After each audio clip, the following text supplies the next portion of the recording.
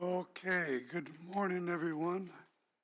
We are on the clock, so I will open this meeting of December 22nd, 2025, DeKalb County Commissioners. It looks like the last meeting of the year, so I see a good crowd, and we'll get it down to business. And Dottie, you're off and running.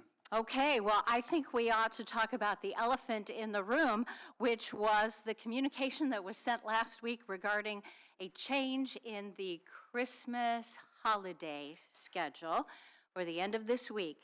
And I would like to go back and let the commissioners know a different group of commissioners who were in place last year approved the holiday schedule for this year. At the time, it was decided that the Christmas holiday would be Christmas Day, December 25th, and Christmas Eve would be taken on December 26th, the Friday after Christmas Day, instead of Christmas Eve, December 24th.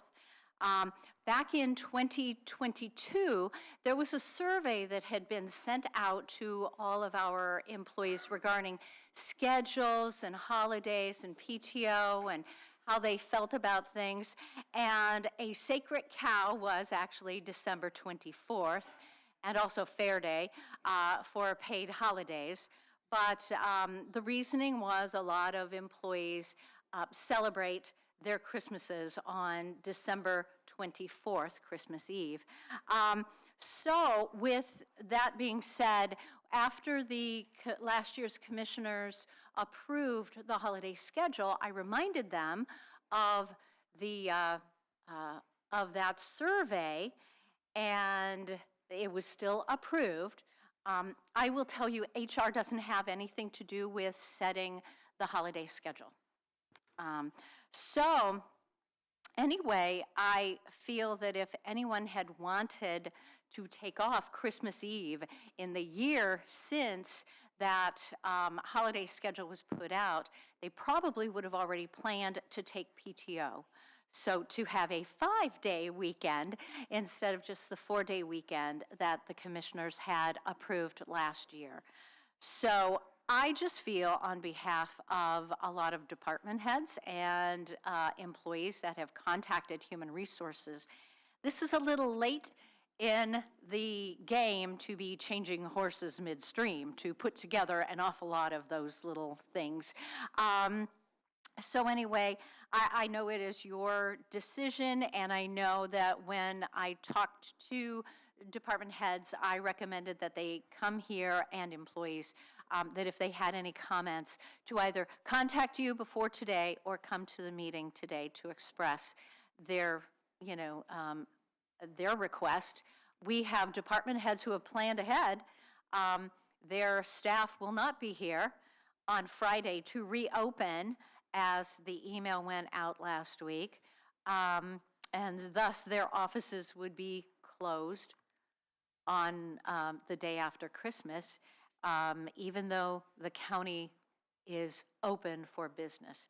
So I realize that this is your decision, but we hope that with the comments from those in the gallery that that you would reconsider changing it at this late gesture.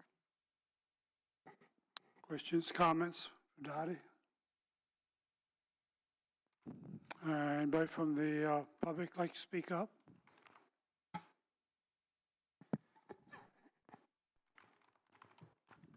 The recorder's office went as was approved back in July of 24 for 25. The reason I chose to close at noon on the 24th, I have no vendor support. I have no IT support for my programs. Our IT doesn't handle those. If I had a document get stuck, I'm done. Also, State Board of Accounts started this a year or so ago. They want our money in the bank of the day of receipt. Our banks close at noon. So for those two reasons, that's why I, as the recorder, decided to close at noon with the rest of the day being taken as PTO. So that's from the recorders. Thank you, Lita. Anybody else? In additional comments, I do have a comment or two. I have a question, actually. How did we get to this recommendation of Friday, to take off Friday instead of Christmas Eve, which has always been the case as long as I can remember? How did we get there? What was the consensus? What was the data gathering? What pushed us in that direction? As I remember, and that's a long time, that's 18 months back. I know. My memory only goes back 12 months, unfortunately, so. But anyway, that aside, how did we get there? And who recommended the Friday taken off that Friday? I wish I knew. As I mentioned, HR has never had anything to do with creating the holiday schedule for each of our years.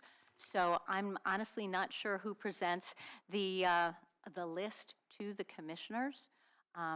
I would assume that it's from the auditor's office. My office presents the holiday schedule to the commissioners, just like their commissioner meeting schedules. We've done it every year. It's just a suggestion. It is nothing, we don't go ask people. It is literally put on paper for you guys to decide whether you want to do it or whether you don't want to do it.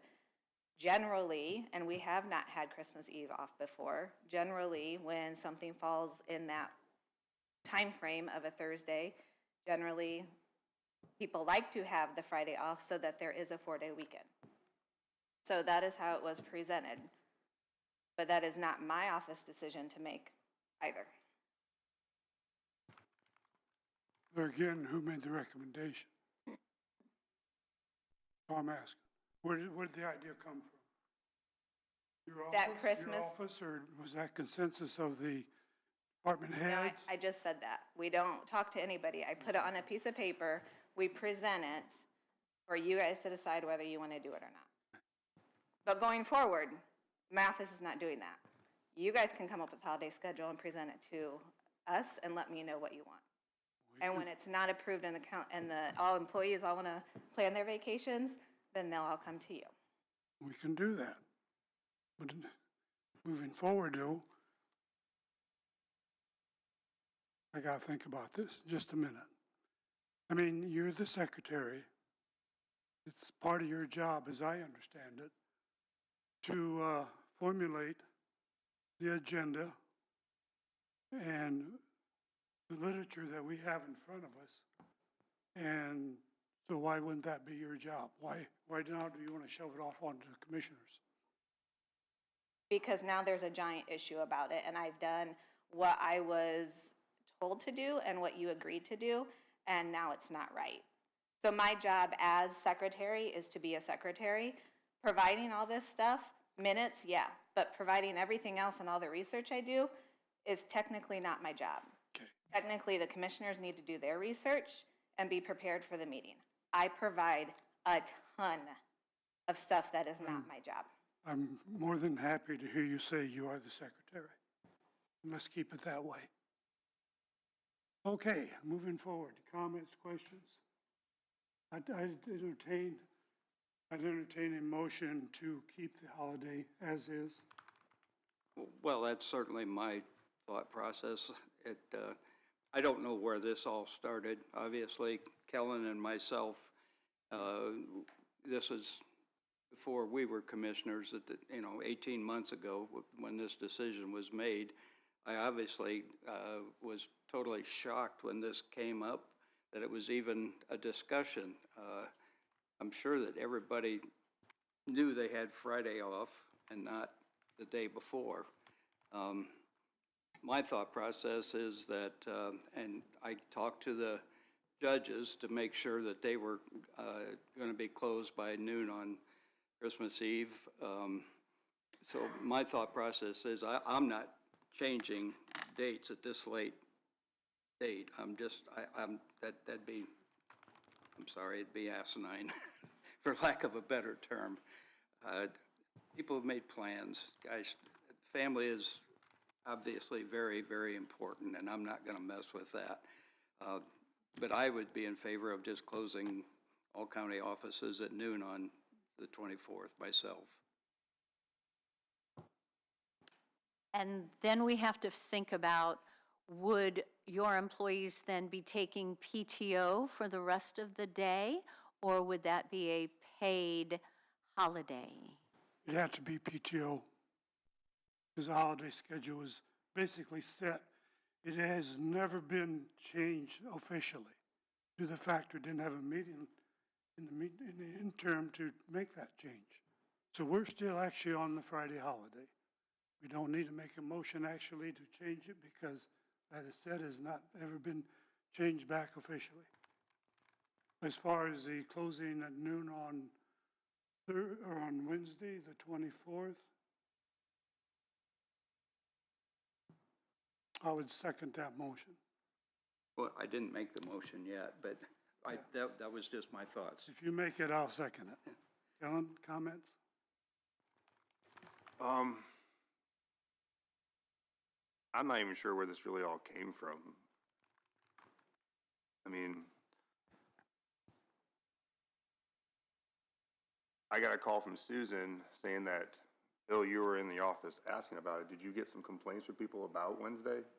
I mean, up until Complaints. Tuesday, there wasn't even I hadn't got any complaints or any questions about this at all. There's one complaint come in on the email. I think everybody got it, if I remember right.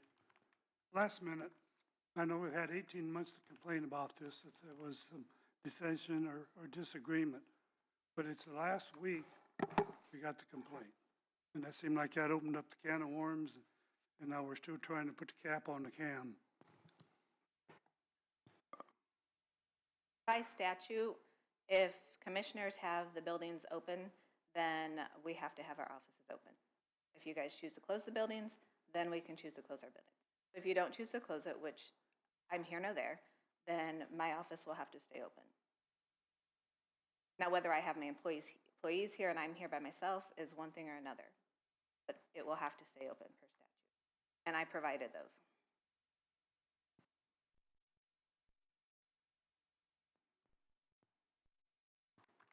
Another comment I'd like to make is Susan does provide us information, but it's ultimately on the commissioners to take that information and come up with their own decision on it.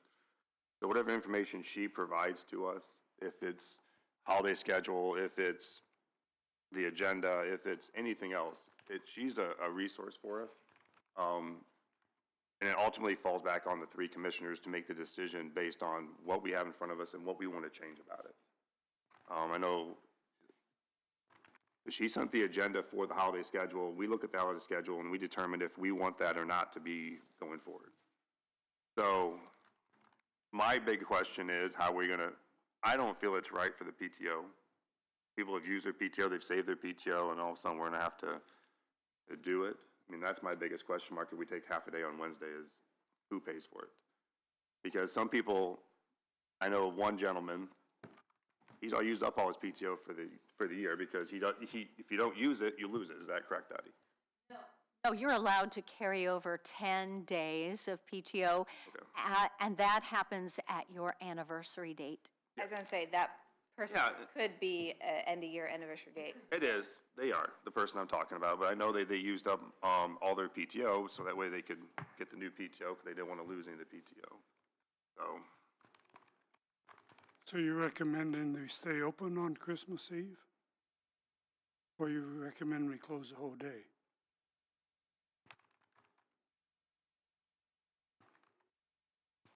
Given your comments, I'll just make a comment real quick while you're thinking. Given your comments, I'm starting to think we just stay open on Christmas Eve. That was the original intent. I don't know if we should be changing anything at this point. We're not going to change Friday to Wednesday. Wednesday we work. We're open on Wednesday for business. The businesses that can't get their backup, it's up to them to send employees home on PTO if they still wish, I guess. I don't know, what are your thoughts, Dottie? I think most of the departments have probably figured out what they need to do. For HR, Morgan was going to be off on that day. She was taking a PTO day on December 24th, so I was going to be there to man the department. We have other departments who have done the very same. planning ahead. But there are those departments that deal with outside entities that will not be processing their business, as Lita mentioned. So I'm not sure what their plans would be, for the rest of the day. I don't have a dog in the fight with this. So, it's really up to you. I provided you with information. The city of Fort Wayne was planning for Christmas Eve and Christmas Day, and then last week, the city council decided that they would give the mayor the opportunity to create a holiday, a floating holiday, and she chose to make that this Friday. So that was kind of a last-minute thing, to the benefit, I guess, of the employees who are working kind of regular hours. But then you have to remember, we have departments that are open 24/7. So they don't get the time off with pay. They would get paid if you chose December 24th as an extra holiday, or even half of the day. So we need to keep that in mind too. As far as the budget goes, because we're at the end of the year, because of the holidays the way that it was, the employees would need to use their PTO, or they're just going to be unpaid, because they would have budgeted, the departments would have budgeted for those 2 days. That was on the schedule. Now, they don't have to be, depending if you're doing a day or a half a day, like if you did a half a day, say 4 hours, like if the department heads or the elected officials wanted to allow their employees to come in early, work through their lunch, whatever, to make up that time, then they could still make up their time and not have to be unpaid. Again, at this late stage, if this would have came up, even a month ago, I'm guessing if the county was actually paying for the for the half a day off, it would probably need to go before the council, wouldn't it, for approval?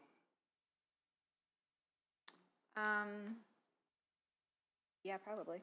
Yeah, probably. So see, Because it's like when I wages, said it, I think, yeah. when I said it was my thought process, give the half day off, that's what I would have liked to have done. But again, at this late stage, we can't change it. Yeah, at least in my mind, we cannot change it. We just go forward. If that was the decision 18 months ago, is to have the 24th open all day, then I'm sure everybody has planned as such. And if the department heads want to make decisions of their department, so be it. That's their prerogative. But I'm not for changing anything. So I guess at this point, I have no motion. It's a done. For me, it's settled. I have to agree, leave as is. So, per state statute, my office can actually close whenever the circuit court closes. That's why I chose to do a half day. My employees were going to use PTO, work through lunch, kind of like Susan said. All of them were fine with that. I was not promising pay for not working. I just want to put that out there. But per state statute, I can close if circuit court chooses to. So either way, we will not be here Friday. Okay. Or, it's a half a day Wednesday, or we're not here Friday is the way I'm looking at it. So You're covered by statute. I just wanted to, but we were using PTO. So I think all the other offices intended to do the same. Okay. Thank you.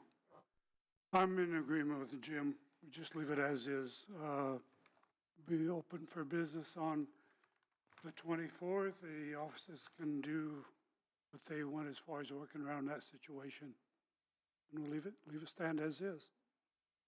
I think probably a memo, an email needs to go out in response from you guys to our staff. Since the first memo went out to all of the employees to let them know what your decision is today. Okay, thank you, Dottie. What else you got now? Well, let's see, we have, Come on, Dottie. I'm sorry, 1 second. Can we rely on you to, or do one of us need to do this email? I'll let your president decide that. Okay, What was that comment? I'll let the president decide that. Well, it's, I would assume that's the job of the secretary. Okay. second, just, oh, Are you going to allow public comment on that? No. Okay. I find, as Kellen said, just for the record, I find that Susan is, especially as a first-year commissioner, has been just an astronomical good resource for me as a commissioner. I don't say daily, but at least once or twice a week, I'm asking her for information just to make sure I'm trying to do my job correctly. And I hope I can still contact her for the information. I greatly appreciate it myself. Okay. Moving on. Well, for our recruiting right now, our 911 dispatcher opening has closed, and currently they have some sit-alongs scheduled into the new year, actually. So they had a phenomenal amount of responses. Full, complete application packets, which just really hasn't happened in the last, I don't know, a year or so. So that's excellent. They have some great things to look forward to. The treasurer's first deputy in training starts today. The first deputy in the treasurer's office will be retiring at the beginning of next year. So they wanted to get somebody in and do a little bit of training, what they can, before that person leaves. So that's good. We have the health department, the nurse opening. As you know, we have one nurse who is retiring at the beginning of next year. And so we had interviews and hired someone, hoping to start that person mid-January to at least have 2 weeks. Cheryl did ask council if she could have that little bit of overlap between the person who's retiring and the new person, so that they can at least set some goals and get some foundation going there.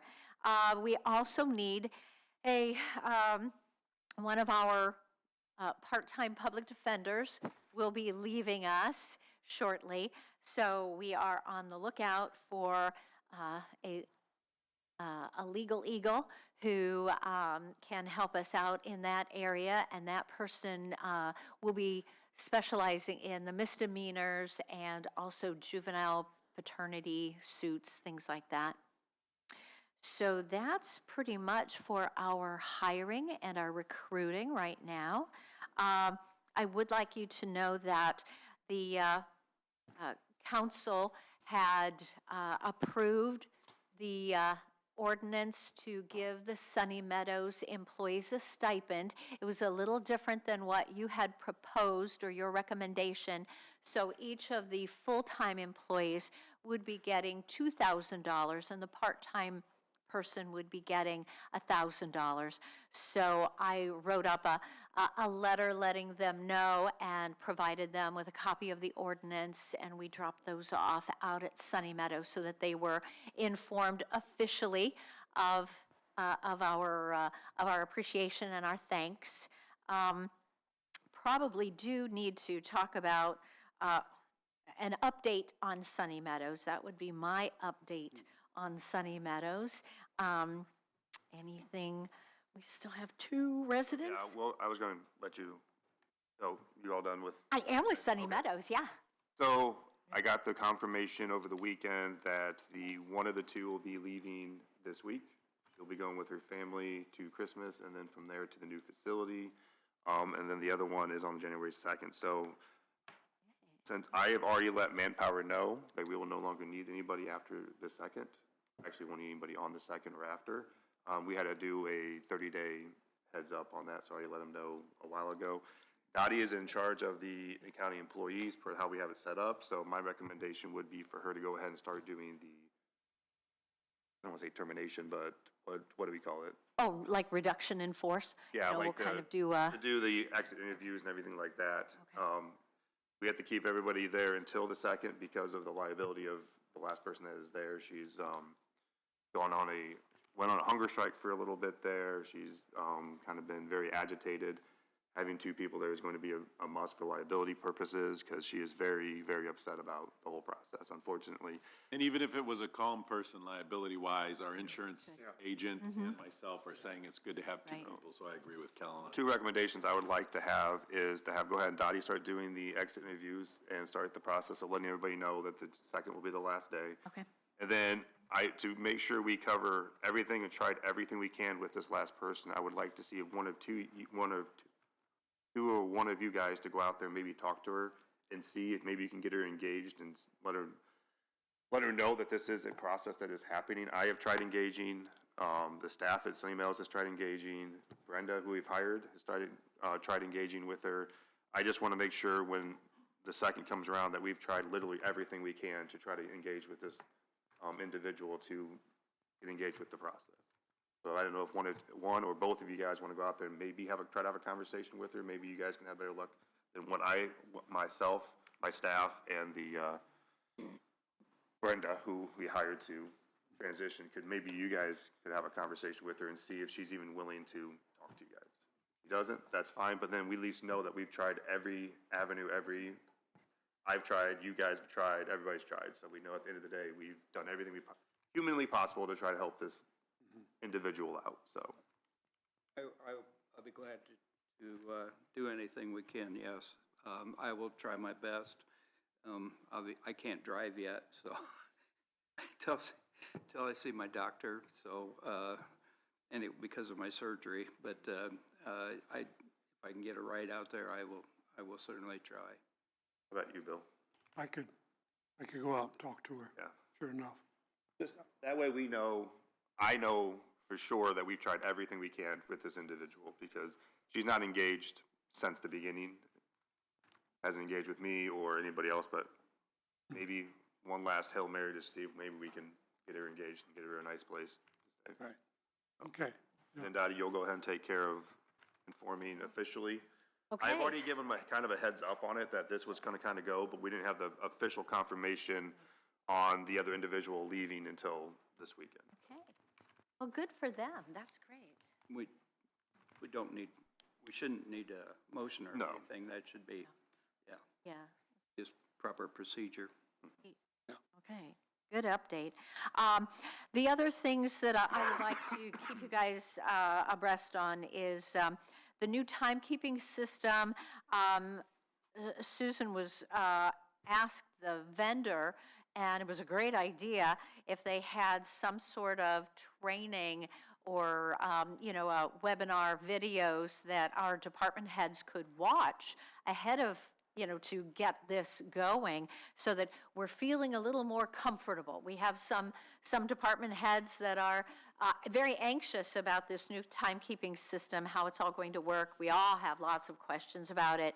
And so hopefully they take advantage of the webinars, the videos that Susan was able to get for the department heads so that we know a little bit more about how it's going to work, since for years it's been the paper timesheets.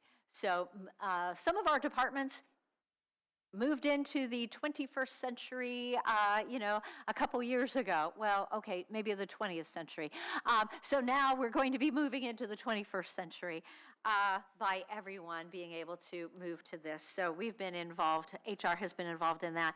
The last thing is the Affordable Care Act. We have reporting duties that we need to perform for the previous year, meaning 2025. This year, because of our relationship with Steel Benefit Systems, they will be, we'll be on a conference call today to discuss any more reporting information, more data that they will need to be able to perform that duty for us. It becomes a little more complicated because we are a mid-year plan year change. So we have two companies that we will be working with. So there's Surest and then there's PHP. So it's just a logistical thing. We've got to get our information together, and then the reporting, the documents will go out in, when they do at the beginning of next year. So those are the things that HR has going on right now. Anything else for us? Anything, Commissioners? Dottie? Well, you have the wellness plan question on the agenda. Is there something or not? Well, I just put that there in case they had questions. yeah, for in you. case you guys have any more questions about it, there's, I know you guys are thinking about it. And what we can do, we can keep it exactly the same as we've been doing, and all of our new hires, or I should say newly eligibles and people who enroll in the health plan, we've been sticking with the same program, $50 off per pay, but due to federal regulations, we really need to make a change, because if there's a spouse on the plan, we need to offer something for the spouses. So that's the big thing that I need you guys to really think about. And I did send you some more information on Samaritan Plan that Apex had provided to us. So I do encourage you that if you have a chance to watch any of those videos to get more of a feel for how it works and how it can benefit our employees that have this need, and then also benefit the bottom line for the county. I think a lot of the questions that we may have would be answered in those videos, so that then we can really get to the nitty-gritty when we get into the next health plan. Can you tap into your network of HR to see how many other counties are actually currently using that? There aren't very many. There are some people who are looking into it. But no, how many are actually doing it? I think only one from my question, and nobody has availed themselves of it. Okay. No, but they do have the plan. Thank you. Yeah. Okay, is that a wrap? Right. I think that's a wrap. Thank you, Dottie. Thank you. Have a good day. Merry Christmas. Hey, absolutely. You too. Okay, moving on. You are up. What you got for us today, Liza? So, Dottie had emailed me a few weeks ago, let me know that you guys had some questions on extension, kind of how our office and our organization was funded. So I put together, I think it was a 5-page document, kind of that thoroughly explained the steps and kind of the different ways that extension was funded from our county, state, and federal levels as well. So didn't know if you guys had any other follow-up questions about that or about the service in general. Questions? I don't have I guess I don't either. There was some comments that I had heard recently that they were taking up a lot of room over there. Is that the situation? Is there room that are they taking more room than they need? I guess that's my. Yeah, yep, and I had heard that through the space study as well. I had seen that. That was the office space we were given when we moved to that building in, I think it was like 1994, when our offices moved to that building. Originally, we were, I think, downstairs here in the courthouse, but I believe 1994 was when that transition was from many of the offices here to the annex. So that was just the space we were given when that move took place. Okay. Just curious, and I'm assuming there may be a change here, maybe when you get that space study, that might be decreased. I don't know. We'll just wait and see how it turns out. Yep, have a question. fully understand. There was, I had an email a couple months ago about a dog. Yep, nope, that's been resolved. Okay. Just remember that, sorry. I thought it was, but I just wanted to double check. since No I issues right there now. anymore. So, Okay. Yep. I think that's, anything else? Anybody? We need to approve their Yeah. annual agreement that we had tabled. Annual agreement, 136,000 and some change, I believe. For 1 year. Yep, that was what was approved by the council, so, yep, correct. So we have the services agreement between Purdue University and DeKalb County, and then also the MOU for those services. And I think that's a president sign only. Yes. Yes. Motion? Well, One at a time? I would just want to add, I think when I looked this over, there wasn't necessarily anything that prohibited the county from at least engaging in conversation and deciding maybe a slightly smaller space or different space or something. I don't know that it guaranteed a certain square footage. Did No, you see that in correct. there? Correct, no, and that Just to was- make sure that you could do your work properly. Yeah, yep, and that was in the Indiana Code State Statute. It just says, Office of the Cooperative Extension Service is established in each county. Yes. And then each county council shall annually appropriate amount of money, and basically provide a space. So it does not designate a square footage. Good. I just wanted to have that Yep, open on the on record. record, yeah. Okay. Good comment. Then I'm fine with it, I think. Okay. Motion, you want to do them one at a time? You can do them together. Do them together? What was the second one, just for clarification? It's just a memorandum of understanding for this service agreement that you're approving. I would so move that we accept the contract as presented and the memorandum of understanding. I'll second. A motion and a second on the floor. Are there any additional comments? Comments from the public? Hearing none, all those in favor signify by saying aye. Aye. Aye, opposed? Motion carries. Thank you very much. And can I stop by, like, tomorrow and pick up a copy of that, Susan? We'll scan them to you. Perfect. I mean, do you need the No, hard you can copies? just- Yeah, we'll scan them in and send them. Fantastic, thank you. All right, I appreciate each and every one of you. Thank you very much. Merry Christmas.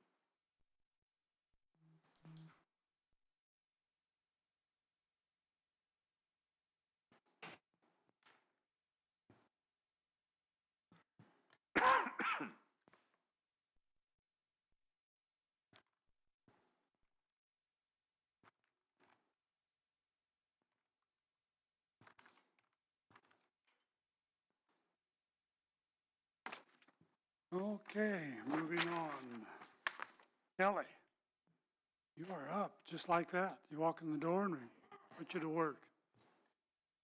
Beautiful.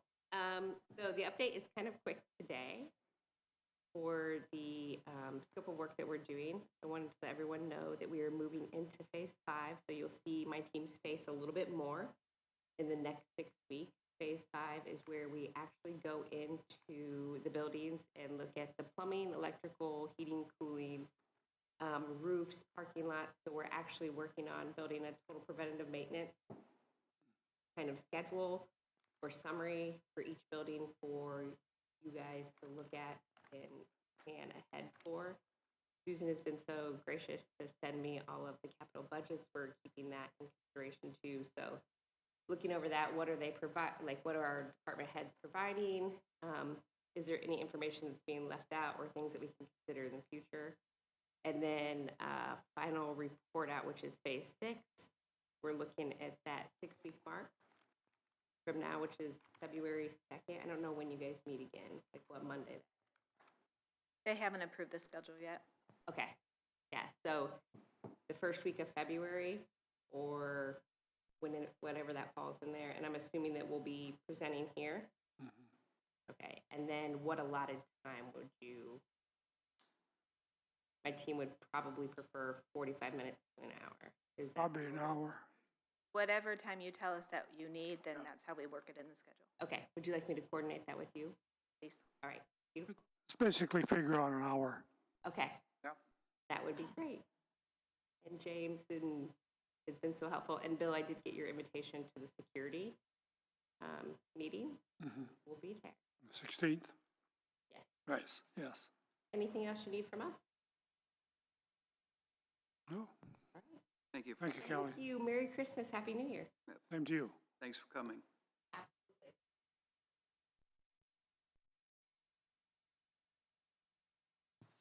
Okay. Yeah, all of a sudden, we're just zipping along. Let's get into discussion topics and action items. Payroll bi-weekly. Motion to approve payroll. So moved.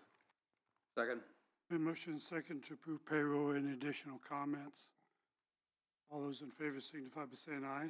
Aye. Aye. Payroll is approved. Claims, get a chance to look at the claims. I did. What you got, Jim? Anything? I'm counting on you to have some questions now. 004136, Serenity House. Didn't think we're giving them any money this year because they didn't meet the qualifications. It's $5,000.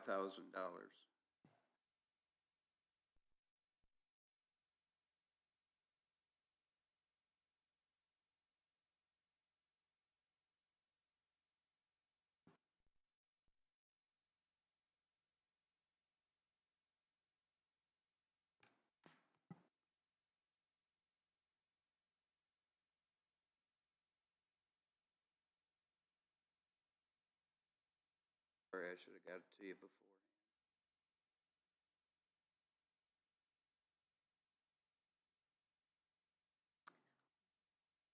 They have the Serenity House. I'm trying to think of the other one. Was it that they were- Inspiration Ministries? Inspiration. Inspiration Ministries. Yeah.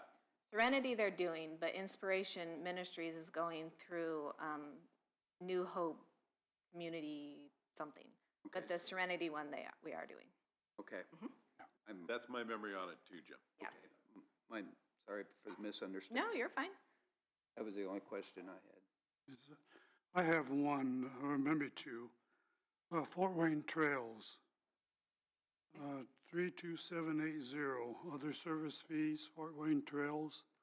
Oh, that's because I'm the fiscal officer for that group. It's for the, for the Pokebashi Trail Group. It's not county money. I have to run it through our county because I'm the fiscal officer. So it's all money that they've already, Yeah. no, like they have money like each- accumulated. yeah, Right, right. but it's not like taxpayer money. I was thinking that's probably what it was. Yeah. Okay, You have another one? I have another one. Sunny Meadows, food. Okay.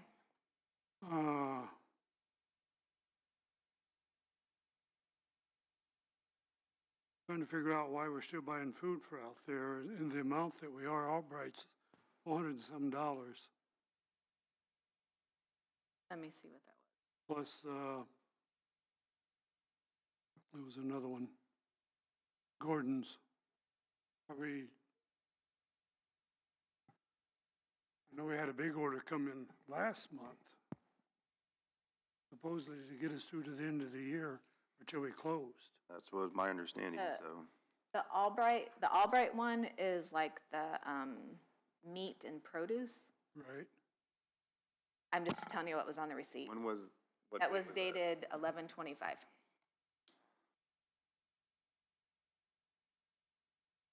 And what was the last Gordon Food Service one? When was that one dated? That one.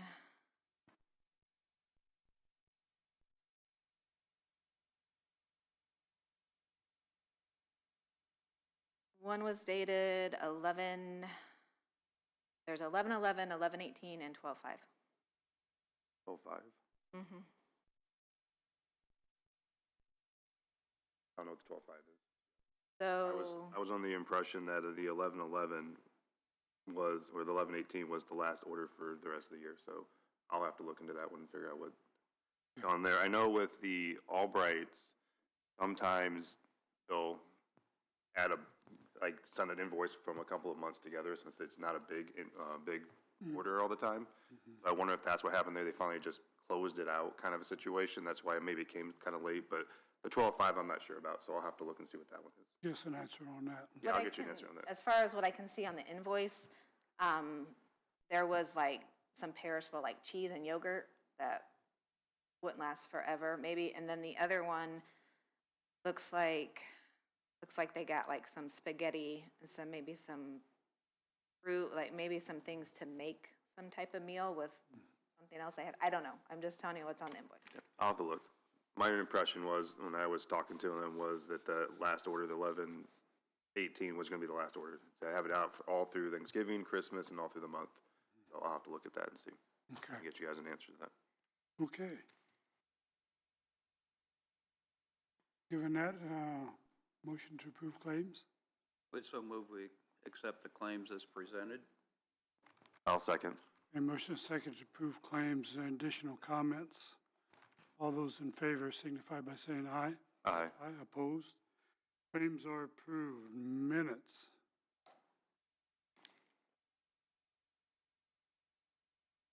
So move we accept the minutes as presented. Second. Motion is second to approve minutes, additional comments. All those in favor signify by saying aye. Aye. Aye, opposed. Minutes are approved. Moving on to miscellaneous topics. Ordinance number 2025-0-7, DCC 16-7-2, public nuisance ordinance, second and third reading. The first reading 2 weeks ago, I believe. To the point to do the second and third to approve this new ordinance.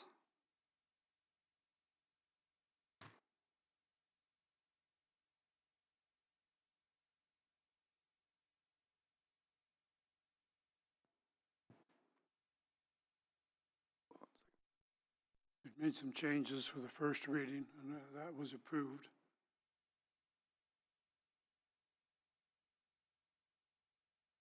Hold on. Trying to find this section here. Sorry, I had it up.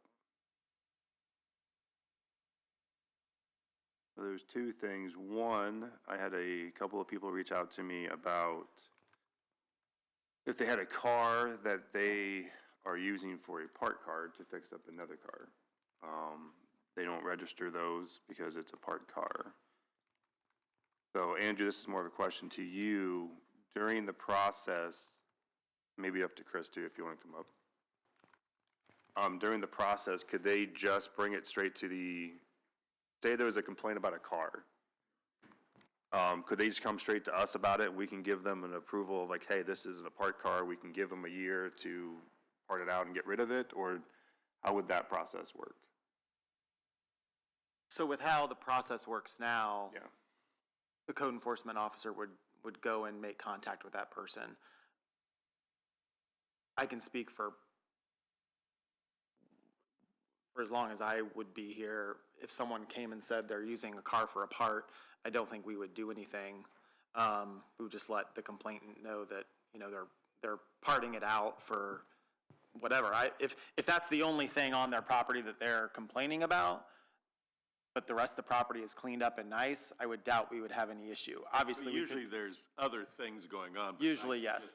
just one car. If the complainant is coming to the commissioners and saying, hey, you guys aren't doing anything about this, you could say, well, what are we, you know, just go through the process. But, you know, you could say, we're not gonna Do anything? Okay. do anything. I Just mean, wanted to I don't know clarify if it that. needs to be explicitly said in there, but we could add something in there that commissioners could have final say on what gets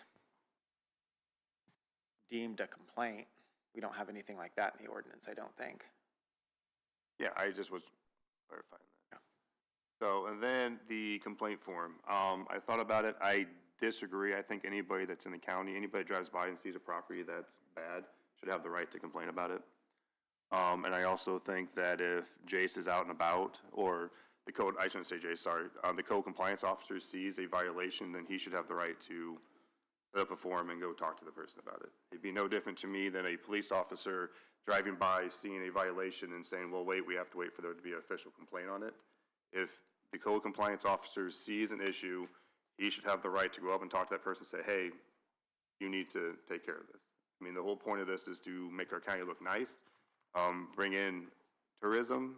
We have that racetrack coming in. It's going to even have more tourism. That I don't think it should be based on someone that lives in DeKalb County or someone that's across from the DeKalb County line road from the property in question.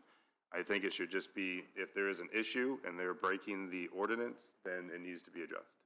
And I don't feel it has to be any particular way, who can do it, who can't do it. If someone from Fort Wayne drives up and goes, man, that house looks like crap, and I'm gonna let Chris know about it, he can't be like, well, sorry, you don't live here, we allow it. No, it should be looked at. Unless we get rid of the whole ordinance. I mean, the whole point of the ordinance is to make sure the county looks good. So I would change the complaint form to say, violation of the ordinance shall be reported on forms to be provided by and submitted to the code compliance officer. And the compliance form may be submitted on a nuisance allegation by any persons. Andrew can kind of clean that up if he likes, however he wants to say. It's on page. At what page is that? It's under section 3D1. You want, okay. Yeah. We have it set that only DeKalb County residents can, or someone living right next to it can complain about it. To me, we are a tourist community. We have museums. We're going to have possibly the racetrack coming in. If there is an issue that people see, either we don't do this at all, or we let our code compliance officer and anybody say, hey, this needs to be taken care of, it needs to be addressed, is my feelings on it. So, Jim, you got any comments to that? Well, yeah, if we allow anybody, it certainly would simplify the matter. I would hate to take it out of our control officer and have, waited on somebody else to, if that's part of his job. So if we're going to take part of his job away, then what good is it to have it? Yeah, I would get a complaint by anybody. It should be acceptable. Yeah. I have to disagree that we're not taking away part of his job. According to the previous code, his job is to exercise his duties based on a complaint by a resident, any resident of the county. I think if we get down to this place where we're going to have a code policeman driving around looking for a problem, that's what's going to happen. Let's not try to pull the wool over anybody's eyes. We're going to have an officer driving around looking for problems. It's going to get a lot of blowback. And if the citizen next door can live with a problem next to him, so be it. But to send somebody out to look for problems, I'm going to have to totally disagree, and I will vote against that. at the end of the, I understand your concern about, but at the end of the day, it comes between the three commissioners to decide if we're going to do anything about it or not.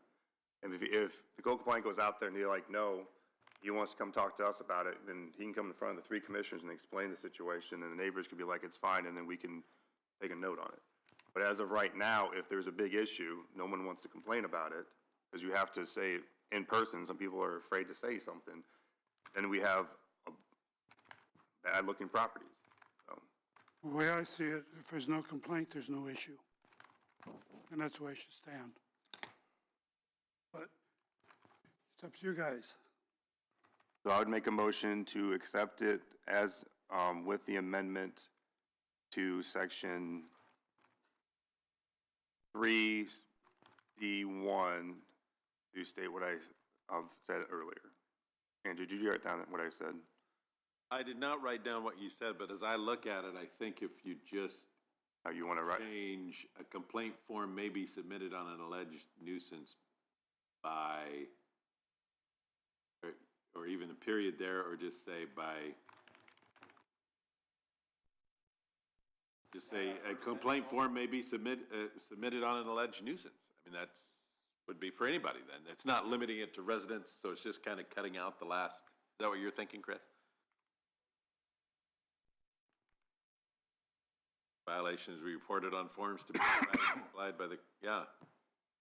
Yeah, just take out the last sentence there. That sounds like that's what you're doing. If you feel like that's, Because it would then just say violations of the ordinance shall be reported on forms to be provided by and submitted to the code compliance official complaint form. That, yeah, I think if you just take out the second sentence there, that would solve the problem that you're wanting to do. and then a little bit more to that. I only want to do second reading here. I want to give it 2 more weeks for anybody to have any input on that, and we can do the third reading in 2 weeks. I don't want to push 2 and 3 here with the amendment and not give chance for anybody to have conversation about it. So you're doing a motion to approve on second reading only. With the change of removing the last sentence of section 3D1. Correct. Okay. I will second that motion. A motion and a second on the floor. Are there any additional comments from the commissioners or the public? All those in favor signify by saying aye. Aye. Opposed, the same? Aye. Okay. Then we'll schedule the third reading on the next meeting. Okay. Okay. Sounds good. Yep.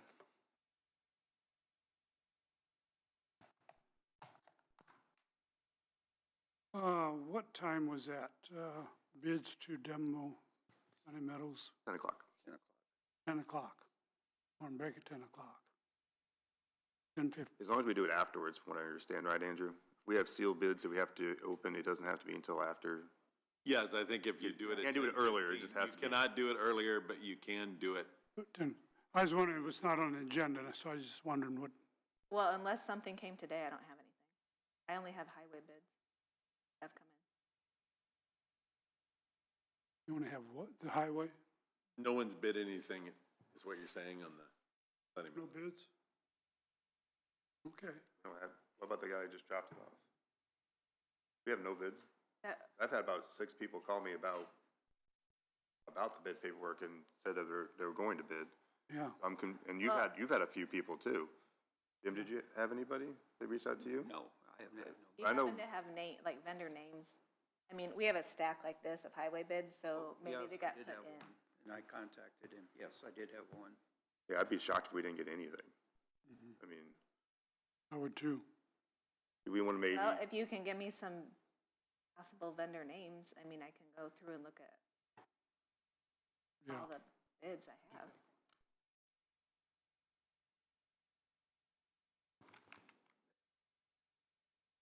but she's saying she doesn't know which ones are the highway ones, which one are the Sunny Meadow ones, so trying to remember some of the names. Have to wait till after 10 to 10 o'clock. do both. Can we just, now, Andrew, this is a question for you. Can we Michael just, Koppenstein. Yeah, can we just open them all up at the same I time think and if you then open them realize? all at the same time, since. He'll tell looks us if like it's they're Sunny all in Meadows the or same not. pack. Yeah, just, okay, this Okay. one's this one, this one, this one, should be okay. Okay. Okay, so they're due to my office at 10, but they're not gonna be open until around 10:30. 10:30 is exactly when we're doing the highway ones. Okay. Okay. That'll work. Okay, courthouse rotunda use for presentation of first public draft of the 2040 comprehensive plan. Chris Gomer, what's Hey your? there. I'm just asking if we can use the rotunda during our plan commission meeting on January 21st. It'd probably be from 5 o'clock until 7, I would assume. The plan commission will hear a presentation from HWC, probably about 20 to 30 minutes for that presentation. And then we will move to the rotunda and do kind of an open house style with 24 by 36 boards and that sort of thing. Doing it in this room just makes it nearly impossible to have people do something and then try to have walk around traffic as well. So if we could, we'd like to use the rotunda. I've asked to make sure there's no court hearings, and there are none scheduled for that day, so I would just need to get security to be here from really, probably would stay here after work, 4:30 till probably about 7:30. When was the, January 21st, no, the time? 5 o'clock. Five. The Plan Commission will hold their regular meeting at 5 o'clock, and then the presentation will be at 5:30. Did you have an end time? For the open house, I think it would go till 7. 7, okay. By the time the presentation is over, probably at least an hour. The word. Yep. Just so I understand, the Plan Commission is going to meet in the rotunda as well, or? Our Plan Commission will start our meeting at 5 o'clock here and do our yearly right here, okay. appointments, yep. Yep. And then we'll end that meeting and then just go to the rotunda and do the open house. I'm with you. Thank you. Yep. Do we need just a consensus, I suppose? Or do we need a motion? You want, Do a motion. So moved. second? A motion second on the floor. Additional comments? Comments from the public? All those in favor signify by saying aye. Aye. Aye, opposed? Motion carries. Thank you much. Appreciate it. You're welcome. Moving on, Housing Optimizer Resolution 2025-R-14. You guys all received an email from Colin Bice explaining what this was about, and in it, he had a resolution that was for opting into the Housing Optimizers Pre-Construction Grant Program to support pre-development activities for housing activation. So I prepared a resolution if you guys want to approve it. What's your wishes? I would so move we accept the, not a contract, what would be, It's It's sort of a- like a resolution to allow you to do further resolution, I think. yeah, It's opting in to be able to, if you don't opt in and there's funding available, then we don't get it. right. But it's not committing to anything. No, right it's now, is just- the way I read it. Support. So we want to call it a resolution? It's resolution number 2025-R-14. I would so move we accept the resolution as presented. Second. A motion second on the floor. Additional comments? Comments from the public? All those in favor signify by saying aye. Aye. Aye, opposed? Motion carries. Sheriff's salary contract for 2026. It's pretty much cut and dried, but any questions or comments? Nope. State law dictates that we have to pay the sheriff percentage of the prosecutor salary. And it is not changed for next year because the prosecutor didn't get an increase from the state. Motion? So moved. Second? Motion second on the floor. Additional comments? Comments from the public? All those in favor signify by saying aye. Aye. Aye, opposed? Motion carries. We move down to Humane Shelter. Mayor is here. That's okay. Yeah, we can do that. What you got, Jim?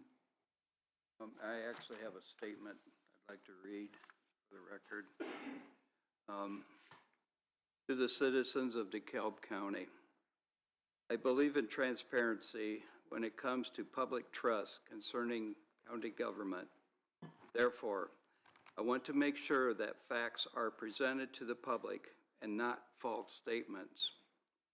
I have been working on a new contract with the DeKalb Humane Society for the past several months. A committee of county employees who have been dealing with the Humane Society as well. This committee has been instrumental in helping to create a new contract that both benefits both the Humane Society and DeKalb County.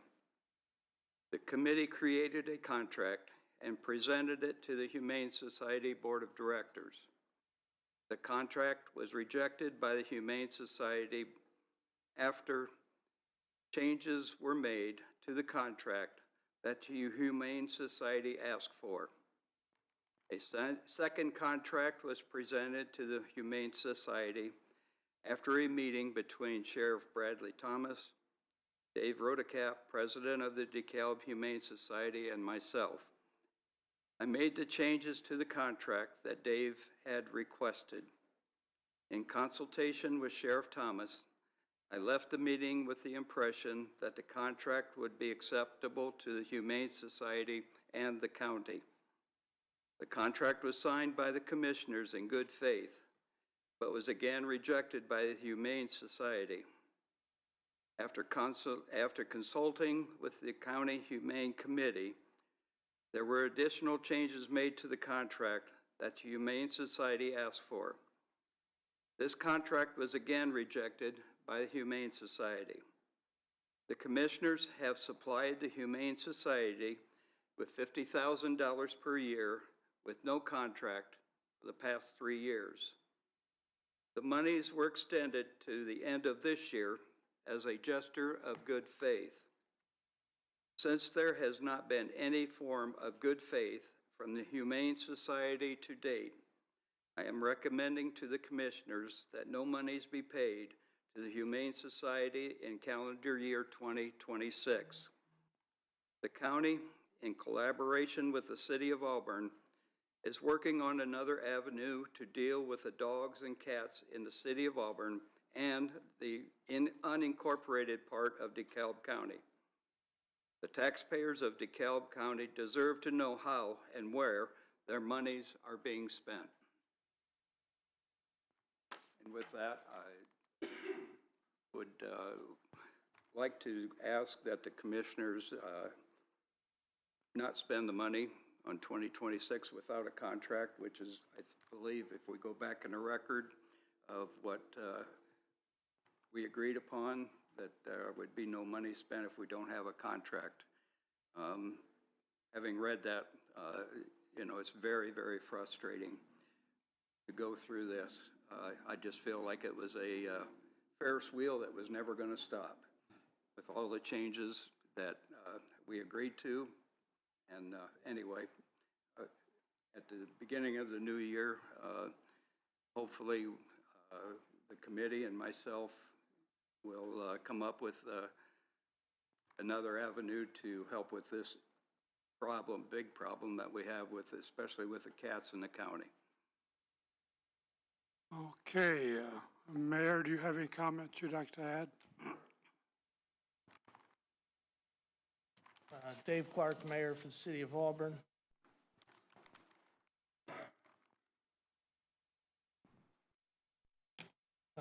Thanks, Commissioner Miller, for sharing that letter.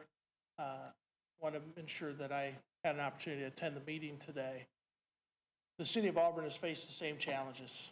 We started discussions late September, made some revisions, did not hear anything until November 4th via email. When we got the communication back, there were some correspondences back and forth. I set a meeting for December 2nd with myself, Mr. Rodecap, I believe it's their secretary, the treasurer, Mr. Hauser, and then Chief Heffelfinger.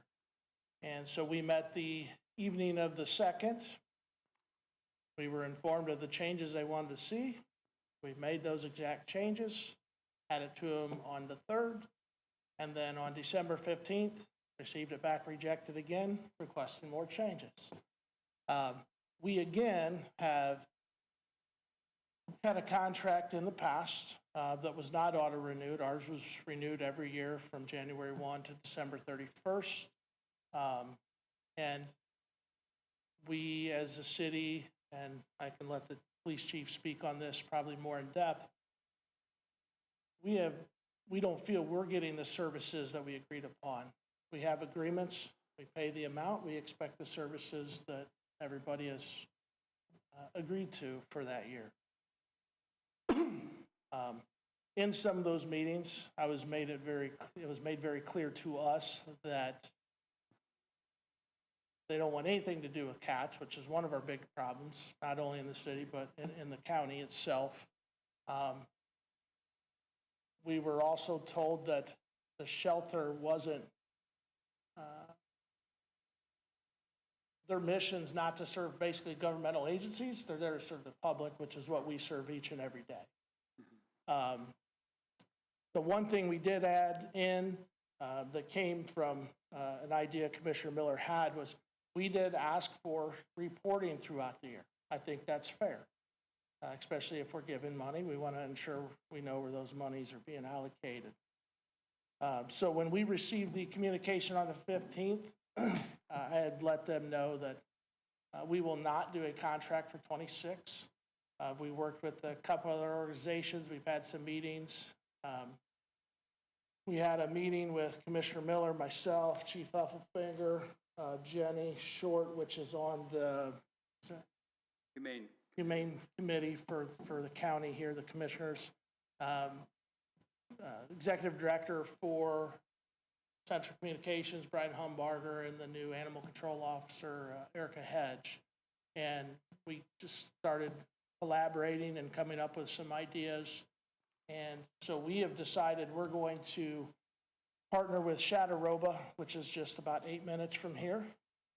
And then also there's Canine Haven Rescue up in Waterloo. That is one of their specialties is trapping. So if you have a vicious dog, she's specially trained in doing that, obviously, as well as the animal control officer. But, you know, if she's not available, we do have another option there. But that is the path forward the city's chosen to pursue. I would like to point out that just over the weekend, there was a situation with a dog, and from what I understand, the collaboration between the county officers and Auburn PD, all the governmental agencies work together, which is key, and we're able to find a place for this animal to go. So moving forward, we're going to work with those two organizations, and they've been very willing to work with us. And again, I appreciate the collaboration between Commissioner Miller and the rest of that DeKalb Humane Society committee that you guys have formed to try to work through your agreement as well. And I don't know if, Chief, you have anything to add to that? Dave, what was the Waterloo place you said? Canine Haven Rescue.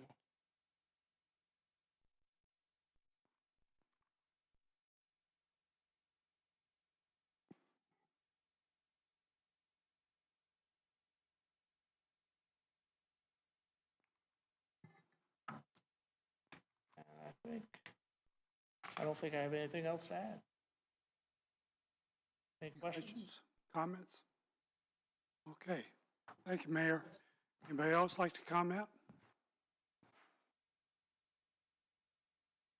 Okay, yes, Jeannie. Hi, I'm Jenny Short. I'm the coroner. Those of you that don't know. Dave, the mayor, spoke a little bit to an incident this weekend, but I wanted to elaborate a little bit more on that and just let you know that because I am part of this committee to try to build a contract with the Humane Society, I've been volunteering with the Humane Society and fostering animals for them for over 20 years. My husband has been on the board of directors. He recently resigned because of the issue they're having with these contracts and not being able to find some common ground. So I just wanted to give you a little bit of background on our love for animals, but this has been extremely upsetting to me, the way that the shelter has responded to these contract negotiations. Over the weekend, we did have the incident that Dave spoke about, and I want to expand on that a little bit more. It was a multi-agency response. We had state police from many, many counties away. We had Auburn PD, we had the coroner's office there, and a very, very frightened dog. And nowhere for this dog to go because the shelter has not been working with us on a contract. And so we worked very diligently to trap this dog. We brought with us treats. The coroner's office had treats. I had a leash in the vehicle. One of the state police who had come from South Bend, who was trying very hard to do his job there on scene, he whipped out his wallet and he said, if you don't have a leash for this dog, I'll pay for one if someone wants to go and get one. But I had one in the car. Everyone stopped what they were doing to try to wrangle this dog, to gather food for the dog, to coordinate where this dog was going to go and ultimately found a place for it to go. But I think that speaks volumes to how much we all have invested in animals in this community and how disappointing it is that our love for animals and our willingness to not say, this isn't my job, I'm here on a death investigation. It's not my job to wrangle dogs, but I'm going to do it because it's the right thing. I think that speaks volumes to our community, and I think it speaks volumes about the Humane Society that they're not willing to work with us to come up with a better plan. And that's all I had to say. Thank you, Jeannie. Anybody else? Okay, moving on, commissioners. I'll have to agree with Jim on that. Is our duty as executors of the county to make sure that all money that is being spent is being shown what they're using it for. I mean, that's really all we were asking for, is to get a report of what the money was being spent on, and I don't think that's a hard thing to ask for. And so I agree that until we can at least see what the money's being used on and spent for, then I would agree to not continue with it until we have a contract that states otherwise. Okay. Need a motion on this? I think you should. Because it's stopping it. Practice. Not the payment. But we don't have a contract. Well, it would be a motion to stop the payments that have been going on without the contract. I think that would be good to get on. Yeah. Okay. I so move that we, beginning January 1st, stop payments to Humane Society, DeKalb County. Until forthwith, we have a contract,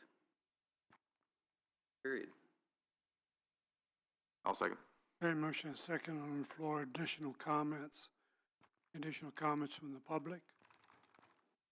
All those in favor signify by saying aye. Aye. Aye, opposed? Motion carries. Okay, now we got a tough one. Attorney fee agreement for 2025. If I could say, somebody should notify the Humane Society of that. Do you want me to do that? Sure. I mean, to email Dave Rodecap. I mean, he's probably listening in on this already, but. Well, That'd be my fine. Thanks, recommendation is that, and I can send. Or do you want to do that since you've been handling the negotiation? No, I think it'd be more merited to come from you. Okay. But just to make sure, I would recommend that you include all of the board of directors, the vice president, treasurer, secretary, and the. I don't know if I have that Well, information. and I will get you that. Okay, I'll send you those email addresses so that everybody gets it. okay. Okay. Thank you. Now we got that darn attorney fee agreement. Oh, yeah. Hold on, Bill, 1 second. So are you gonna still try to engage with them? At this point, no. At this point, no. No, we're done. We're done. I mean, Okay, I didn't know if they come continue to try to have a conversation. Motion's been passed. I understand, Bill. I was just saying that as he looks for his other options, if Dave comes back to us and wants to have negotiations, is Oh, you still gonna be the point guy on, you wanna still be the point person on that? Okay.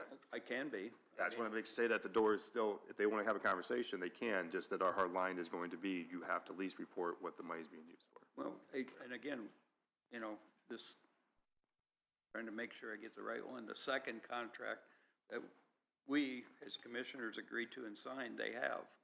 So, you know, that's, and there was a third, and they were hoping for a fourth, but, yeah, I mean, unless one of you gentlemen want to take it over and think you can have We better can success. make that decision. Pardon? We can make that decision when the time comes, because things change. Yeah, You know, I may not be here.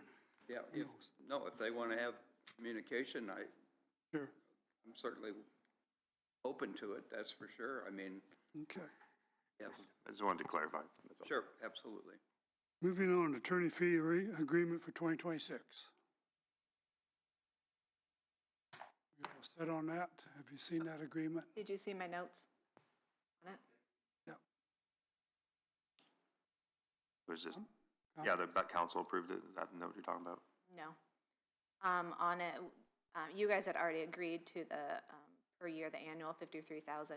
Further down in it, when he does, like litigation and stuff, There's a $155 per hour for his time and $77.50 for his paralegal time. That has not been changed or addressed since he began as your guys' attorney. So I was just making sure that you were leaving those the same, or if you I mean, I presume that's the way it's been in the past, correct? Or is that additional? say that again, I'm sorry. The bottom part that you're talking about, 153? 55. Yeah, 55, that's the same as, that's the way it's been in the past, correct? yes. It's not additional, new. No, he's always gotten that. It's just been Okay. that same rate. Yep. Yeah. Andrew, are you looking for an increase on that, or? I wouldn't, I don't know how long it's been 150. Was it like it might have been 150 when I know we haven't touched it for. I mean, you could raise it, I mean, I might request if you wanted to, raise it $5 or $10 an hour or something. And,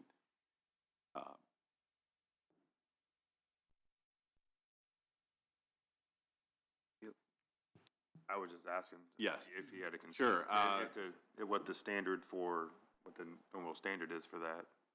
It No, I mean, since depends on- 2020, everything's increased. I didn't know if Yeah. we've increased it since then, if it stayed the same. I think I get 160 for Waterloo. I mean, I haven't changed the solid waste districts for a long time, I don't think. And it's lower, it's like 100, but, I mean, if you're willing to do it to 160, I'd be okay with that, just to increase a little bit for. And Susan, when was the Cost of last time living. it was increased? You looking, I know you're looking it up, but. Still looking. Now, did you get a chance to overlook this contract, Andrew? You were- Yes, I think I did look at, yes. I think it's got the same Just language. wanna make just sure. Different numbers in it. We need a, So the idea is that I get paid for litigation. I get paid for litigation, but all the advice and ordinances and stuff like that and other issues that come up in meetings, I don't get paid for other than for my regular salary, but if it's litigation, somebody files a lawsuit and the county's involved, then I charge that hourly rate, as that hourly rate for the litigation side. I can't see everything right quick, but the last 2 years it has been that amount. You say Waterloo, you do 160 now? I think so. I don't want to swear to that, but I believe that's what I do for them. My normal hourly rate is going up to $270 an hour for the new year, but for government work, it's been tradition that the lawyers will charge less for that. I'm okay changing it to 160 per hour. And then half of that, I think it's like half of that for the paralegal. Yeah, so it'd be 180, well, 80. yeah, 80, yeah, it'd be 80 for the paralegal. Then we can stay on that for a couple of years. A motion? That's a motion, yes. Okay. Sorry. no, second. A motion second on the floor, additional comments from the public. All those in favor signify by saying aye. Aye. Aye, opposed? Motion carries. Thank you, gentlemen. You're welcome. Okay, Stand Energy, we got 5 minutes. Can we clean that up before break? Well, you guys wanted to move forward with locking in the, I don't understand it, whatever it is, the rate, I don't know. So they prepared the purchase authorization.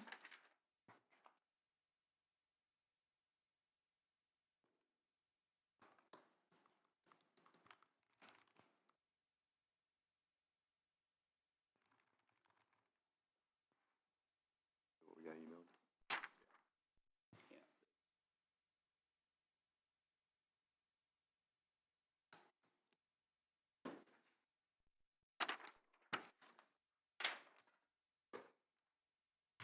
You done with it? Yeah, I have it right here.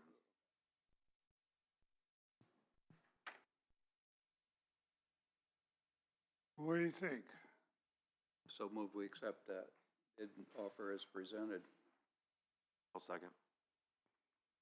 Okay, motion is second on the floor. Any additional comments? Comments from the public? All those in favor signify by saying aye. Aye. Aye, opposed? Motion carries.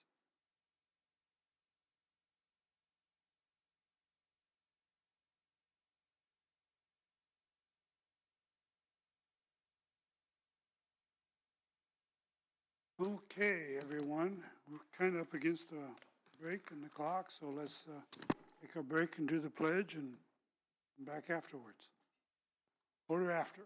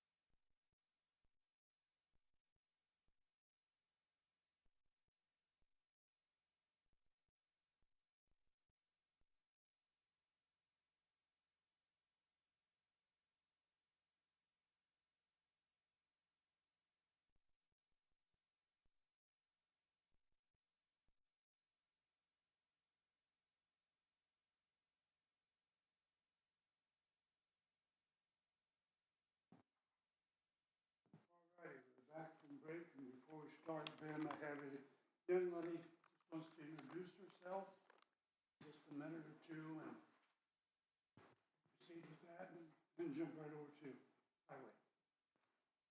Good morning, Commissioners, and I appreciate the opportunity to be here and speak with you today. My name is Lindsay Hammond, and I'm the Northeast Community Liaison for the Office of Community and Rural Affairs, also known as OCRA. I have the 17 counties in Northeast Indiana and work with all of the communities within those, or the local units of government within those counties. At OCRA, our mission is to work with communities across Indiana to build relevant and economically thriving places where people want to live, work, and grow. Our mission is to work with local, what's that what I'm gonna say? We're here to work with local, state, and federal partners to provide resources and technical assistance to aid communities in shaping and achieving their vision for community and economic development. OCRA manages the state's CDBG program. These federal funds are used to benefit our small, rural, non-entitled communities to serve their residents and enhance quality of life. We partnered with DeKalb County on a recent project, I think it was the St. Joe Spencerville Regional Sewer District, and I had the pleasure of meeting Commissioner Dooley at the groundbreaking. OCRA also administers the Indiana Main Street program, which focuses on growing our downtowns to promote economic vitality and build stronger communities via historic preservation and storytelling. I look forward to partnering with you to serve your communities. I'm open to taking any questions that you might have for me. Nope, we've had a couple lovely conversations over the last 6 months or so, and forward to working with you. Welcome, thank you. Thank you. The latest interaction was the St. Joe sewer project. We had a pass-through ordinance to pass that money through the county, and I see they're underway. Got a big hole dug out there. I stopped in the other day. And in the process of rebuilding that sewer plant. Yes, and we're very happy to partner with you on that project. 80% of what we do is actually water projects, so wastewater, drinking water, and stormwater is a big part of what we do, is helping small rural communities have the funding to update aging infrastructure. And we also recently partnered with the City of Auburn on the Auburn Cord Duesenberg Museum and the rehabilitation that they're doing over there. So, yeah, and I would appreciate the opportunity. I'll reach out to you to schedule a meeting where we can talk about different projects that you might have on the horizon and how we might be able to help with some funding. All right. Thank you so much. Have a great day. Thank you. Merry Christmas. Merry Christmas.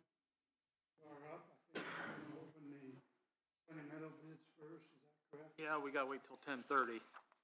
On that, okay. So Before that.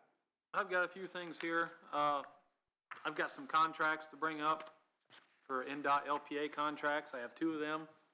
The first one I have is the countywide bridge inspection contract.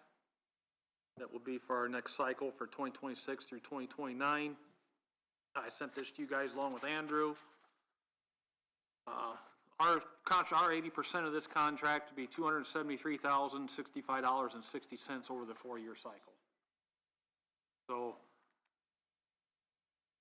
this is a DocuSign document for the Commissioner President to sign. I don't know if Andrew has anything that he wanted to elaborate on this, because I did have him look through it. Yeah, I was fine with the contract, but I did have. No, this is the countywide bridge inspection one, so it's DES number 2300101. There's quite a few changes in this contract from the last one that I highlighted for you. The one change was we have to provide any proof of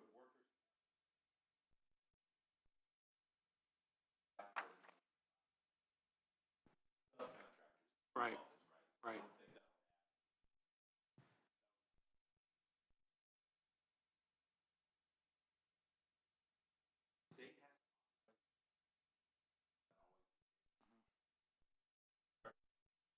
I'm guessing, because, yeah, they have to authorize all of our work before we start it and before it's finished.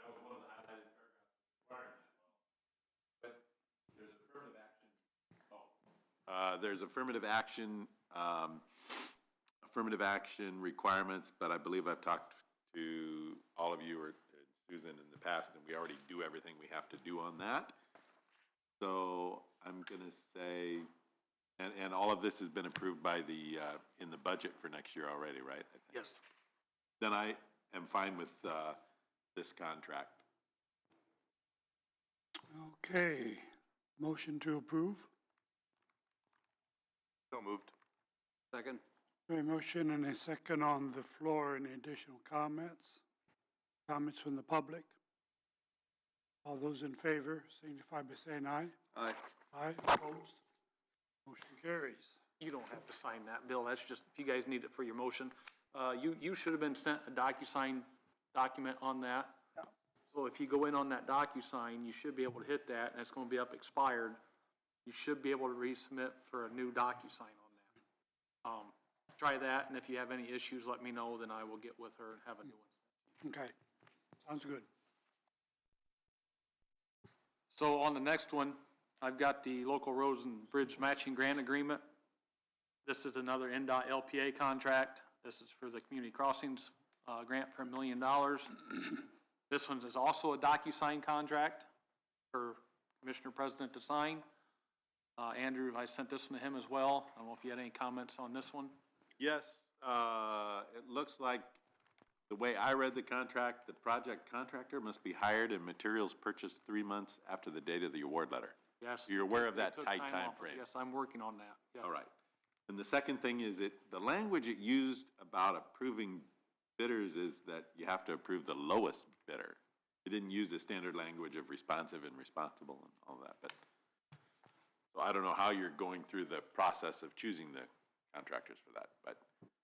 I guess we'll look at that when it comes. I didn't notice that in there. Yeah, I saw that in that contract. It was something about it, the language in the paragraph was, must use the lowest bidder.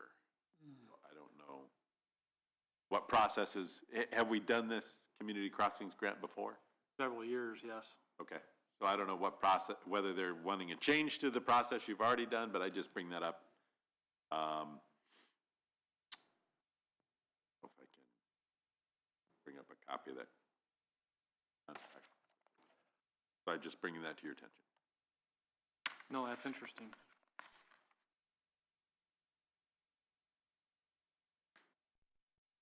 I was looking for it here. There is nothing in there that says that if they don't meet this, I mean, that's pretty simple. If it just says you have to take the low bid, even if they don't meet all of the criteria. Yeah, I don't, if that's what that means, I certainly don't like that. But there's also a language in these contracts that says you swear and affirm you're not changing anything in it. So. Did that, Yeah, but that, did that paragraph reference an Indiana code by chance? I'm not sure. I'm pulling up the contract right now. Trying to here.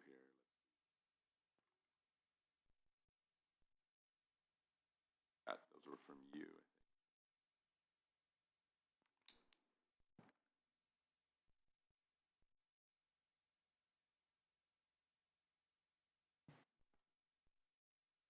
think. Okay, I've got the contract here.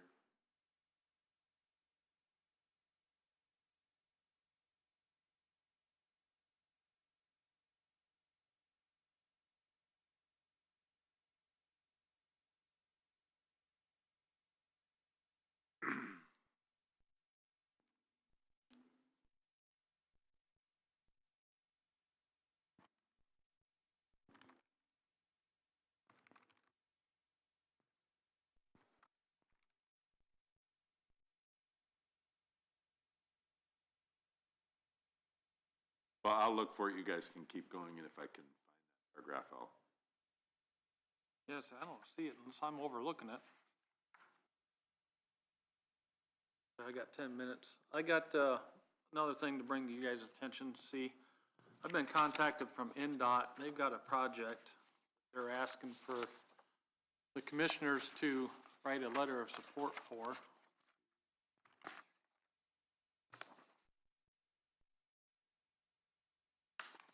This is a project that they're submitting for federal funds for at State Road 3 and our County Road 68. They're trying to do a crash reduction project there. So right now, County Road 68 cuts straight through State Road 3. And they're wanting to close that straight through, there's a word they use for it, where you go north and south and you got U-turn and come back. Oh. That's what's in the drawings there I sent you. There's been, well, there's what, 1, 2, 3, 4, 5, 6 incapitated crashes in 2024, and 1, 2, looks like 2 in 23 and 2 in 22 that they are trying to reduce the severity of crashes in that area. I had a Zoom meeting with them. It makes sense with all the statistics that they go through with that.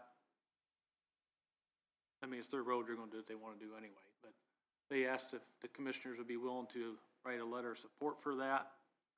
I told them I'd bring it up to you guys. If you guys are in agreement with it, I can draft up a letter on your letterhead, send it to you guys for your approval, and then I'll just send it to NDOT on your behalf. If you're County Road 68 and what? State Road 3. This is State Road 3. This is Lion Winery. Country Heritage. So, I mean, it's up to you guys. You don't have to. It just helps with them receiving the federal funds, letters of support. I know they did one of these on State Road 3 and Waits Road, just south of Kendallville. Can't cross over anymore, because that's another county, but same thing. It's gonna be a little bit of inconvenience for some, and, you know, but it's just like anything else, you'll adjust to it and get used to it.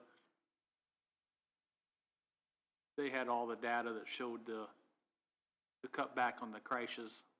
I've got a whole multi-page letter of that stuff. And I'm sure safety-wise it does, but the problem with these, especially if you've been out on 30 and 101, where they have one,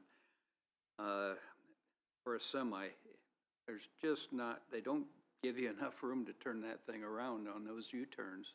There's just not enough room. And trying to get out there and get up to speed with what the traffic is, I guess I'm surprised at this point that there aren't more accidents, because it scares me when I have to do those. Yeah, because you're in the, what you call passing lane when you turn and go back. Oh, I know, yeah. I know what you're saying. For a semi. Semi, you might be in both lanes. Oh, yeah, absolutely. Yeah. Yeah, because they don't make the U isn't wide enough. It's only as wide as a divider strip. That's all the wider it can be, basically. I And it has understand. a pullover lane, which takes up some of that. Common sense tells me if they would do that, I don't know if you gentlemen would agree, putting it in the letter is to make, when they make that U-turn, that they put a lane on the inside, that when you make that turn, you're not trying to, with a semi-truck, trying to get up to 60 mile an hour, because you can only do it so fast. That's the bottom line. You can only do it so fast. But if they had it like on where you come to do the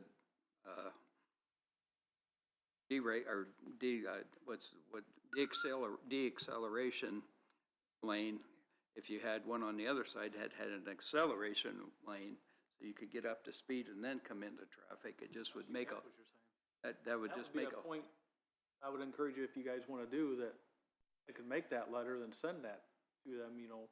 Oh, that's, to me, that just makes common sense, that Exactly. make that, Oh, I'm following you. make that lane in there so that, especially for trucks. But up to you, gentlemen, that's. Yeah, because I'm not sure. They're not showing one at all on there, No, and they could. yeah, they could. Obviously, it has more cost, but it just makes sense. You had an acceleration lane on the inside to. Yeah, because 3's what, 60 mile an hour road? would be glad to put one together and let you guys read it and do that if you like. Let's do that. Do that. Okay. Thank you. That's, you want this map back? Oh, you can have it.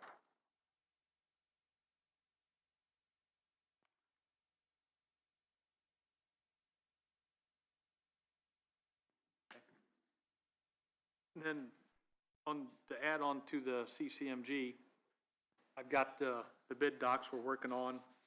The notice of bidders will go out this week. Like I say, I talked to you guys prior on the bids because we're on a time crunch now. They took that extra month away from us, so I needed to be moving on our bids. So I am moving forward with that, getting those out. Be bid. Did you find that, Andrew? Not yet, so so at this point, I'm not finding it here, so I was looking at that point, but I had made a note of it to flag that, but. Okay. I think that would be something that we could work with. That's an Indiana code lowest responsive bidder. I'm not sure. Right. Why that would be in there. I think we would have an argument with NDOT if we felt a difference. Right. I mean, it's our project. Yep, and the lowest bidder is not always one that's Right. either responsive and responsive is kind of implied there, but responsible is an important part of it. Right. All right. So I don't know where I'm not seeing where I saw that language, but. I don't know if I'd be super concerned with that. I think like I agree. we have an I argument. agree with you at this point. I just wanted to see it. I didn't remember seeing that, so. All right. If you guys are okay with this contract and proceeding, you want to make a motion that Bill sign a DocuSign for that? So move that we accept the contract as presented. Second. Motion and second on the floor. Any additional comments? Comments from the public? All those in favor signify by saying aye. Aye. Aye, oppose? Motion carries. You want this, it's DocuSign anyway. Get back to Ben. Or you don't want it for some homework or something? We'll read material. I've seen it. I've read it. Not all of it, but I've read it. I got one other thing here, take just a couple of minutes. For my 2026 budget, we put in there for a new grade all for equipment. We've been working on some bid specs on this, and I just want to see if you guys would be okay if we would send these out for bid here after the first of the year. Way we can try to get something bid and get bought and get built and have delivered. Prices come in where we're hoping. Looking at There's a some brand different new one. options. A brand new one, What's that? brand new specs. Yeah. There's one company I talked to that they actually got one sitting there that they could probably bid at this year's price, and they'd be hopeful. And then next year, of course, there's going to be a price increase. There always is on everything. I'm even hoping maybe we can find a demo unit, a possible reduction that they could bid as alternative if it meets our specs. I see. So ours is hired. So I just, if you guys are okay with that, I'd like to, of course, I'll run it through Andrew, make sure he's okay with our bid specs, then send that out for bid, if you guys are okay with it. I'm okay with it. Yeah. Okay.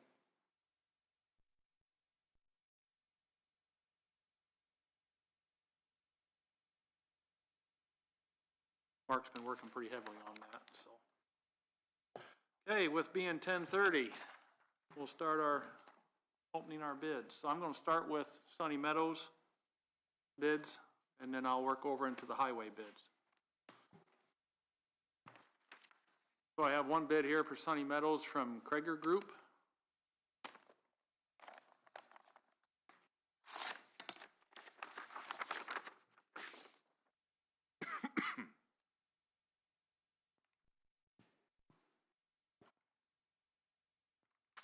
Looks like I have a bid of $177,287.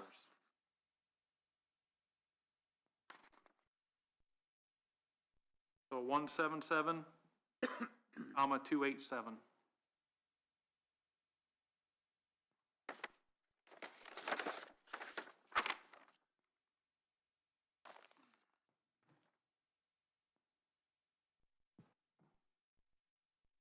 Got another one's master-built surfaces.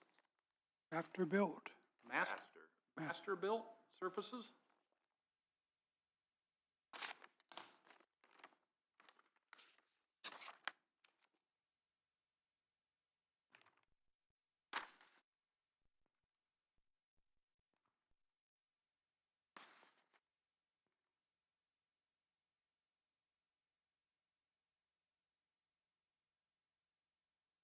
Get there.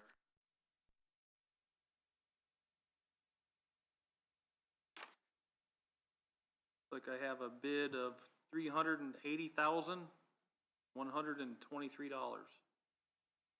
380,123.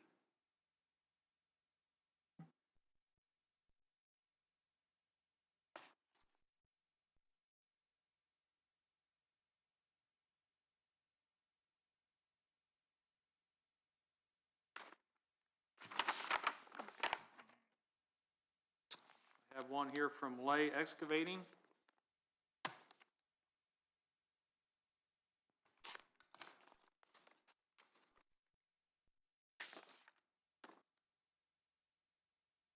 Got a bid of $165,400. 165,400.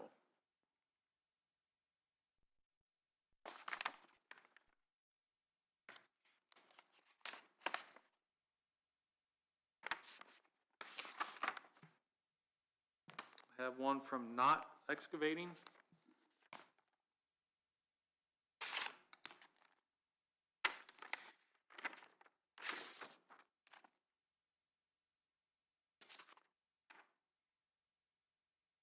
$148,000. 148,000.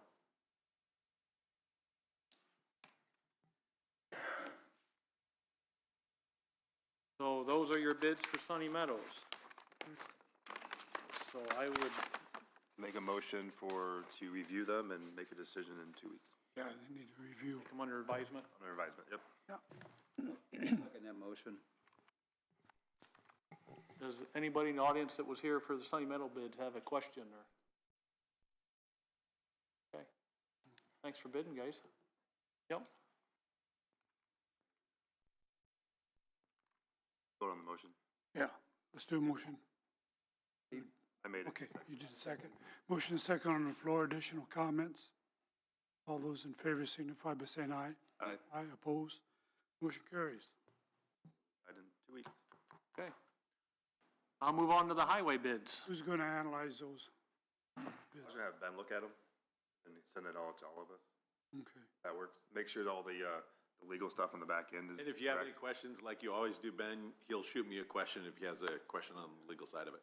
And then he can scan them and send it to all three of us if we look over it. I would like to join Ben in doing that. That's what.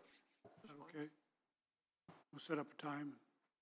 I mean, I'll go through them, I'll put a bid tab together, and then we can go through them. Yeah, that's fine. Got a whole bunch of them here if you want to go through. No. Well, I thought you was volunteering. All right, well, I'll get started here on the annual highway bids. I'll start off, Susan, I got one from Pavement Solutions. Item number 10, bituminous mixture.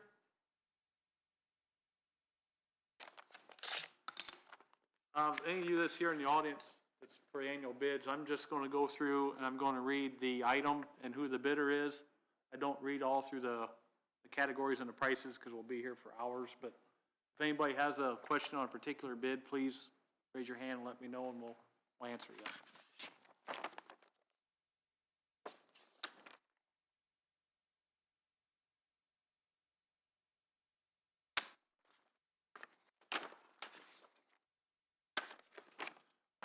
Have another one from Pavement Solutions on item number 8, hourly rates.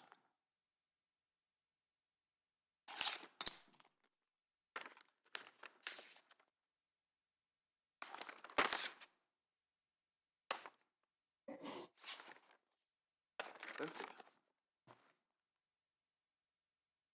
Another one, Pavement Solutions, item number 5, liquid bituminous.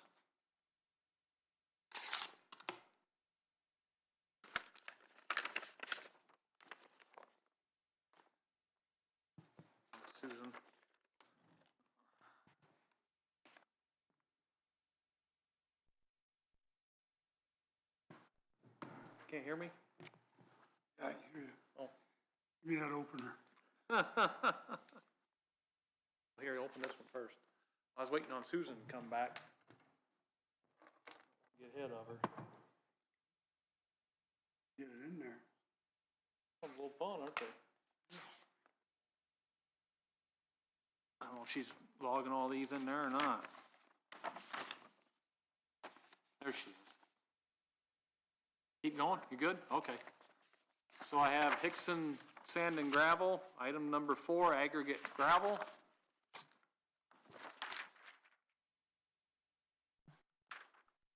Hickson Sand and Gravel, item number 3, limestone.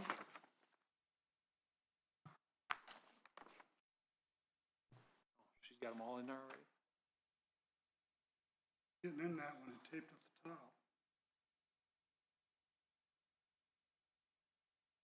Only got one letter opener. Normally I've only one opening them. You need another one? Again, if you like. Need scissors or what? Just one of your letter sliders, whatever you call them. C.E. Hughes Milling and air marking. Item number 9, pavement markings.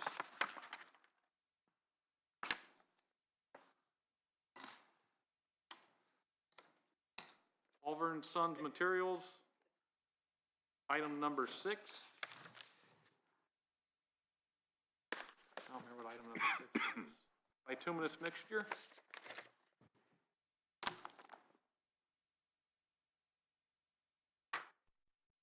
Wolf Lake gravel. Item number 4. Aggregate gravel. Brooks Construction, item number 3, aggregate limestone.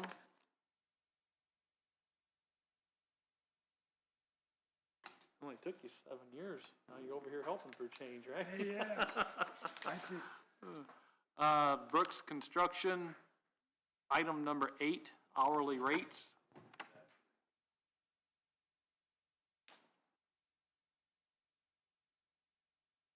Brooks Construction, item number 6, bituminous mixture.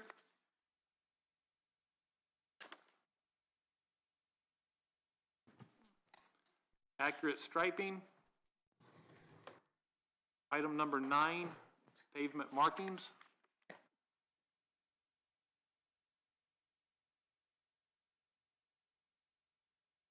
Wayne asphalt.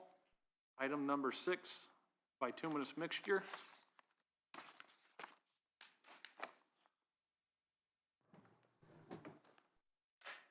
Kirsten Trucking, item number 5, liquid bituminous.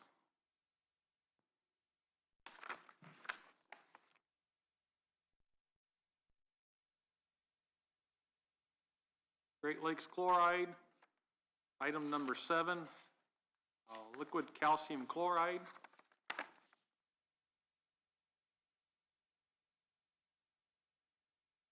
Clifford Aggregate, item number 4, aggregate gravel.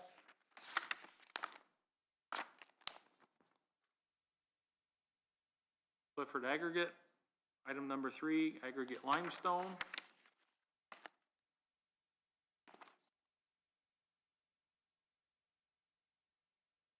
Clifford Aggregate, item number 8, hourly rates.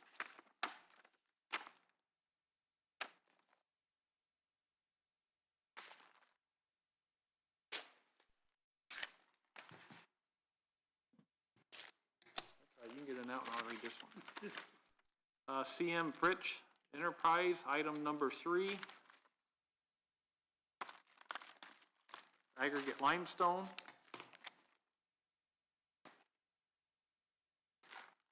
CM Fritch Enterprise, item number 8, hourly rates. Get in there, Bill. Got it. Almost.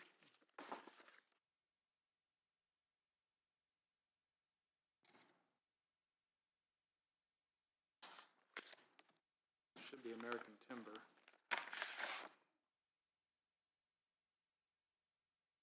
American Timber Bridge,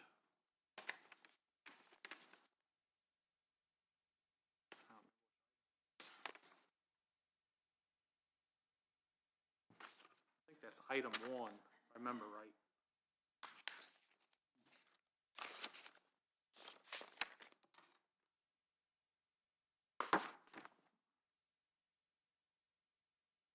Asphalt materials, item number 5, liquid bituminous.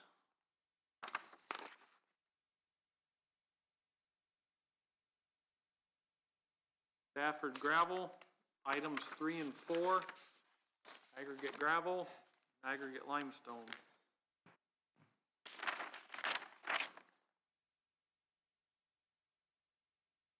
CBK Enterprise, item number 8,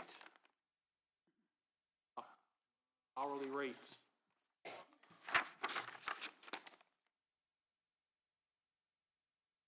CBK Enterprise, item number 3, aggregate limestone.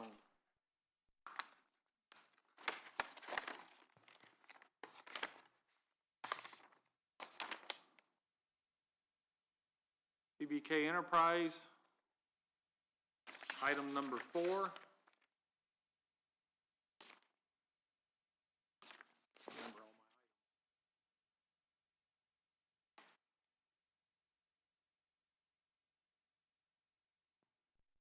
aggregate gravel.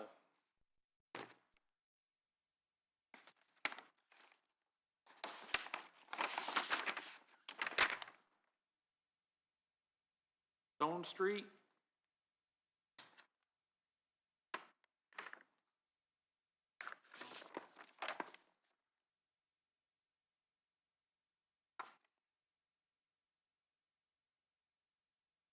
item number 4, aggregate gravel. Item number 3, aggregate limestone.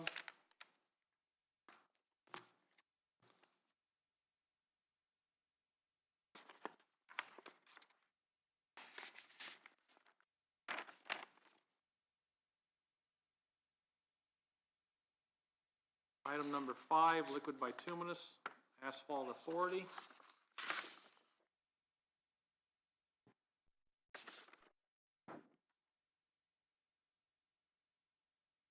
Item number 8, hourly rates for asphalt authority.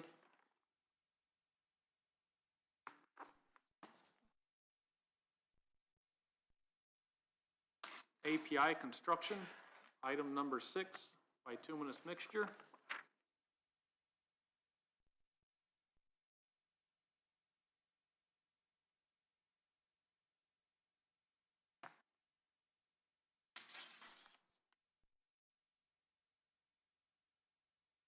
This is a Sunny Meadows bid.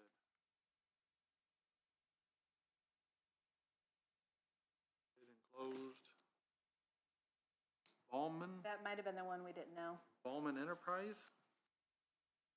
Yep, Ballman Enterprises, How do you spell that? B-A-U-M-A-N-N, B-A-U? B-A-U-M-A-N-N, Enterprises Incorporated. Huh. They have a bid, $337,777. $337,777.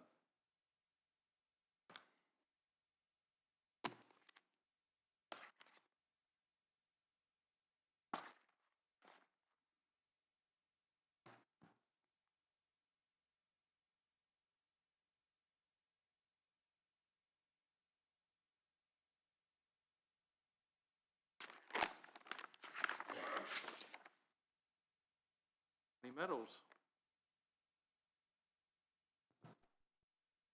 Salabine, S-A-L-E-N-B-I-E-N, trucking and excavating. Is there a reference?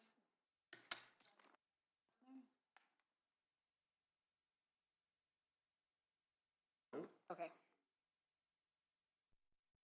Yes, Mailed Carl. in from Dundee, Michigan.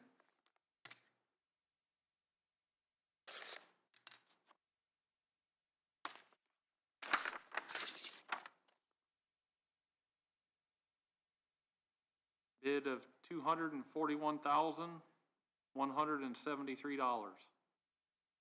241, 173. Salabine, Sallenbien, Trucking and Excavating. Got that, Susan? Yep.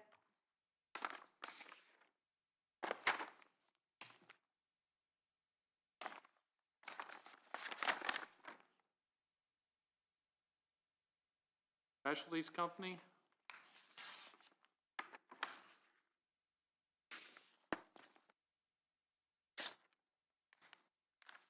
Item number 11, full death reclamation.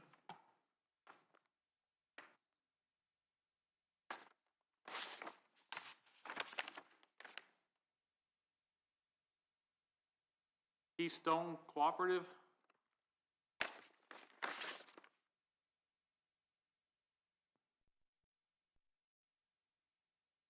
The diesel fuel.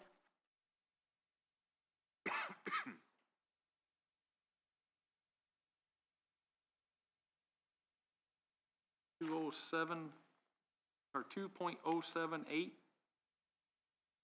Taxes, 2.704. What's the second one? So that number, that's just per gallon, then we gotta add the 62.626 cents tax. So our contract price would be $2.74. 2.704. And then the winter blend, if we use it, I'm just gonna give you the delivered price. 2.809. That's a really good price on diesel fuel. This is the one we can act on today. Let's see what else we get. Three Rivers Barricade. Be striping, but let me double check.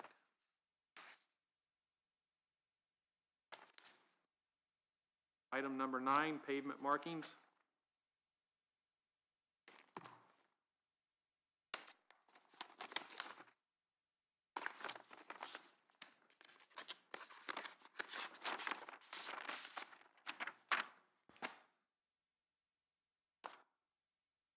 I don't know who that is. JVR Land.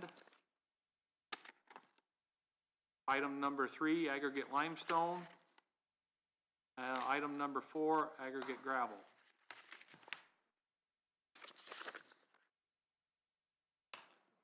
That's one. Last one, not drainage.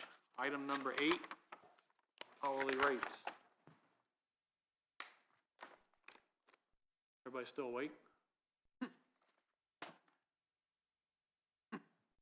Okay.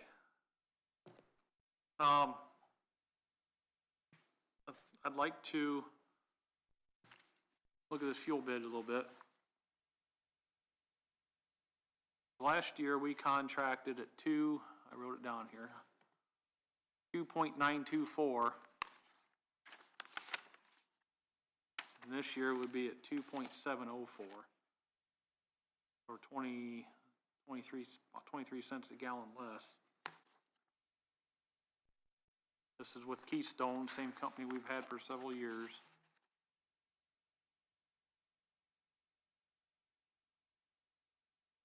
Does it have the open market price? Yes, it does.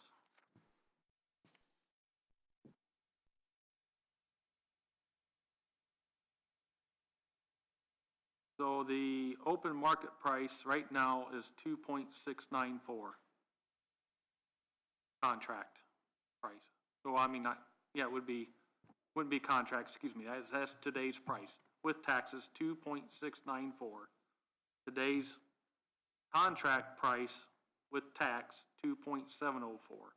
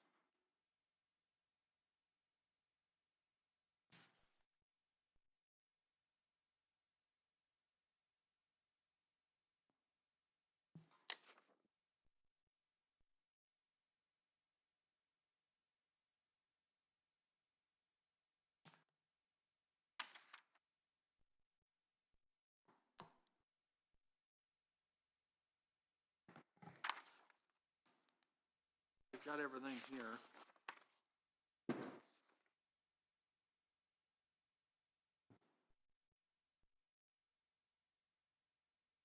Check the fuel bids or the pricing. Actually, that's a really good price. It's lower than what I've been seeing.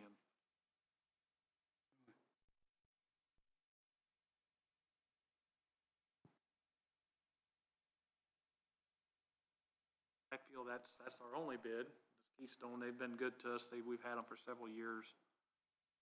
Actually, I'd also like to say, I see Bruce, you're here. Bruce Richmond's with Keystone.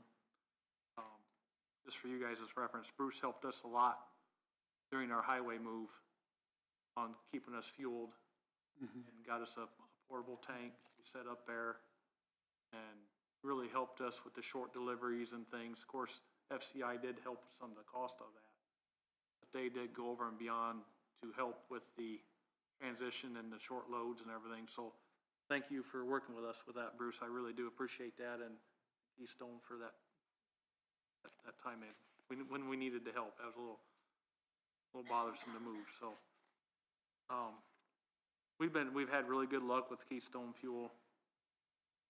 We've have it tested, I think, quarterly with our fuel contract that we have, our fuel additive through certified. The fuels always come back good. I'm happy with the fuel, and personally, I think that's a good price. I don't know what you've seen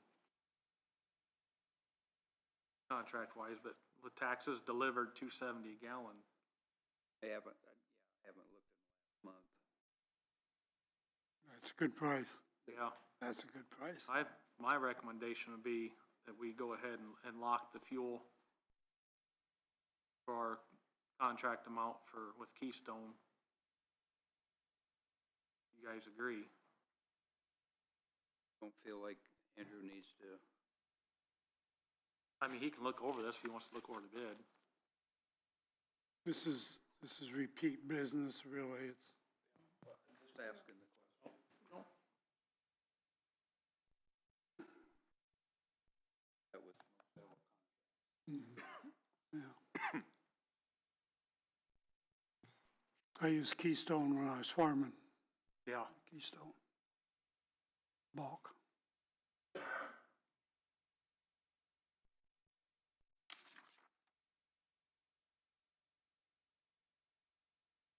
Yeah, we changed that. It used to be, Jim, just so you know,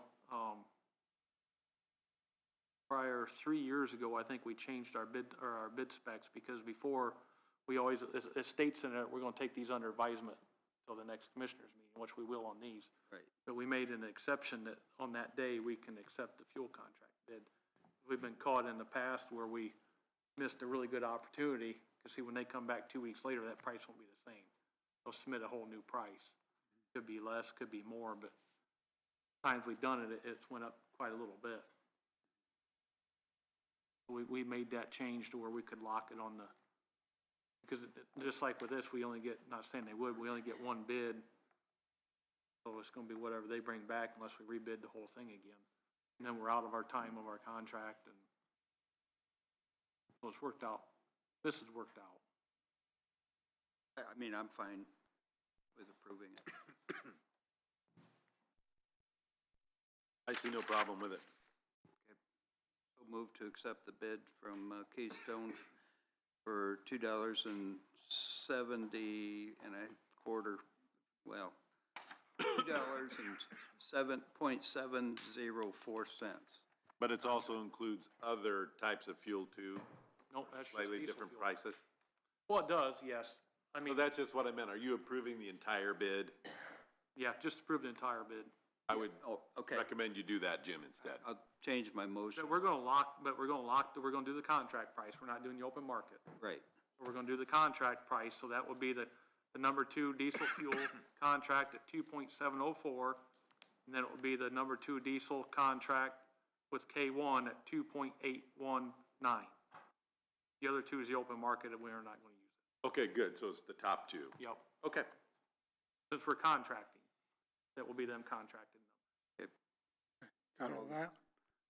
Well, I'll amend my Yes, motion. I am okay with that. Yeah.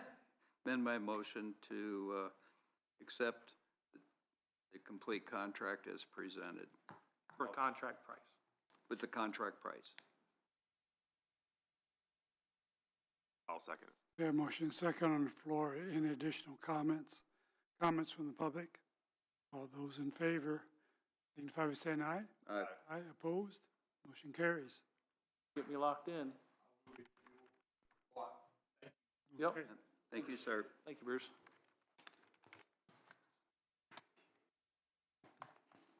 Okay, We still need the motion to take the bids under Yes. advisement. so I'll make the motion to take, all professional service bids, all the highway annual bids, highway annual bids, Under under advisement. bring back to the next meeting. Bring back next meeting. I will second that. A motion is second on the floor. Additional comments? All those in favor signify by saying aye. Aye. Aye, opposed? Motion carries. I'll go ahead and have you guys sign this. He's gonna send me another contract price, but I'm gonna have you sign this.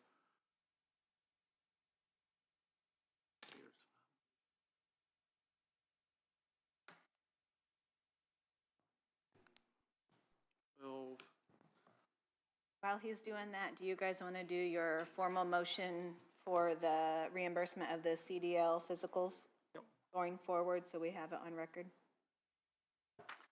Yes, I would so move. No, how do we want to say that? Except the, To approve reimbursing a max of $109 per physical, not to exceed however many per year? 4. Not to exceed 4 per year? 4 per year. Okay. Because it's every 3 months is the shortest time frame, right? they could do a 1 month, but it don't happen. We can cross that if it happens. I hope it don't. Is that you made a motion then? Yeah. I'll second it then. Motion is second on the floor. Additional comments? Comments from the public? All those in favor signify by saying aye. Aye. Aye, opposed? Motion carries. Just the bottom left there, Bill. He will send me the lot contract later today. I'll sign that one, and then I'll send that, and all this to Susan. I'll sign it when I get the other one from Bruce today. And I'll send them all to Susan, then she's got them all.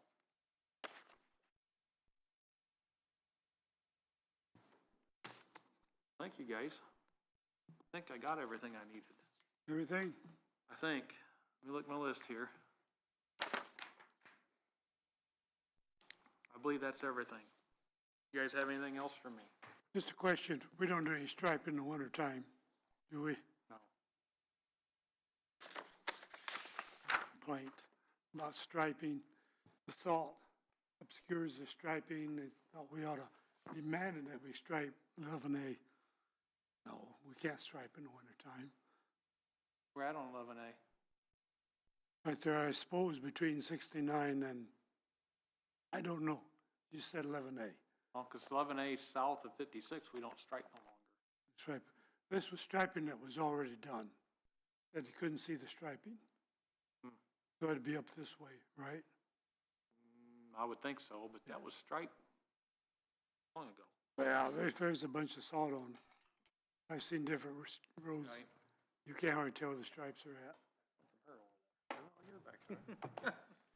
Get me in trouble. But no, we don't stripe in the winter. I didn't. Just won't work. It'd have to be the perfect weather. Then even that, when you get a nice day, the ground's still so cold. Just, I don't even know if you could get it striped. I don't think they'd fire up their striping machine and bring it out. Well, you got all that salt on the asphalt. How well is that striping gonna stick to that salt? It's Oh, not. you'd have to broom it, clean it. Yeah. Yeah. Okay. Thank you, Bill? Ben. You guys, anybody have anything else? No, sir. Enough for one day. That's enough for one day. Yes, this keeps me busy for a little while. Jeez, oh, Pete. That seemed like a bigger stack. I know we have big stacks, but that seems excessive. Not excessive, but, That's about right. We get a lot. yeah. It looks like, we ain't gonna be plowing any snow for Christmas. I see about 60 degrees, so whoever did that, thank you. Yeah. I ordered that right up for you. Did you? Well, thank you very much. I know the people that want a white Christmas ain't real happy, but the people at the highway really enjoy not having to worry about snow on Christmas. That's right.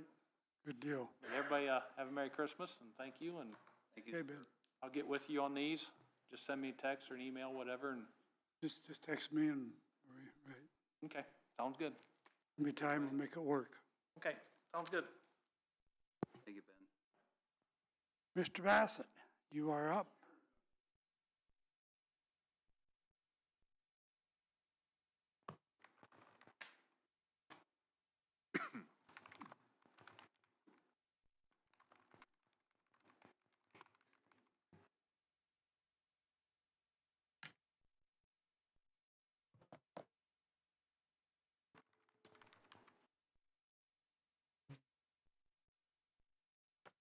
Everybody got the packet or the sheet? Yep. For the recommendations for. It was in their email packet. All right. So first of all, I am going to,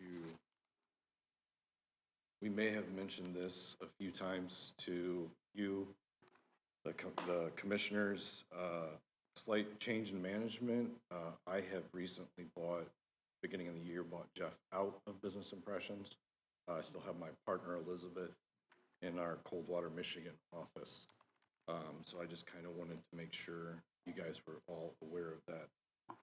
Jeff is, how do I put this? He's still working for us. He's not retired. I think he's just tired. So he keeps working for us. He keeps saying he wants less and less hours, but he still wants to work. So, and I'm working with him on that. So, wanted to reaffirm, before we kind of get into the recommendations, wanted to reaffirm nothing's going to change. We're still going to, Business Impressions is still going to service the county as we have in the past. And we do quite a lot of bit, and I'm kind of going to divulge into a little bit of history with how we've worked with the county and the commissioners and the various departments. We have brought a lot of value-added services to the county that we do not charge. For example, we have an analyst on staff, and we don't charge for his time to come and set up machines, work with the IT department and setting up a cloud fax service solution. So anytime the IT department needs kind of some assistance with the machines, we at no charge to the county come in and service those machines, make sure they're up and working. Again, we put in a significant amount of hours with the recent cyber attack here. We went around to all the departments and we changed the machines so they could plug in a USB drive and they can print from a USB drive and still have the ability to print devices because the network was down because they had documents. Yeah, various departments had documents that they needed to print. And we do a proactive analysis of, we monitor your current supplies, we make sure everything is on hand, you have an on-hand balance, so the toner doesn't go out with the various machines. So those are just kind of some of the various value-added services we do at Business Impressions. We've also, in the past, donated a machine to the extension office for use at the fair, so at no charge. Again, we try to go above and beyond to service the county because we do value your guys' business. So now we've worked with now to the recommendations for 2026. We have worked with IT department on this and the various departments. So I'll start with 4D. They were coming from a unlimited plan, which is no longer available, and based on their monthly averages, we've included a 4,000 impressions in that lease payment. So these machines are all gonna be coming due, they're either due now or they're due in January and February. So 4D's the first one, and we have that lease proposal at $238.70 for that machine.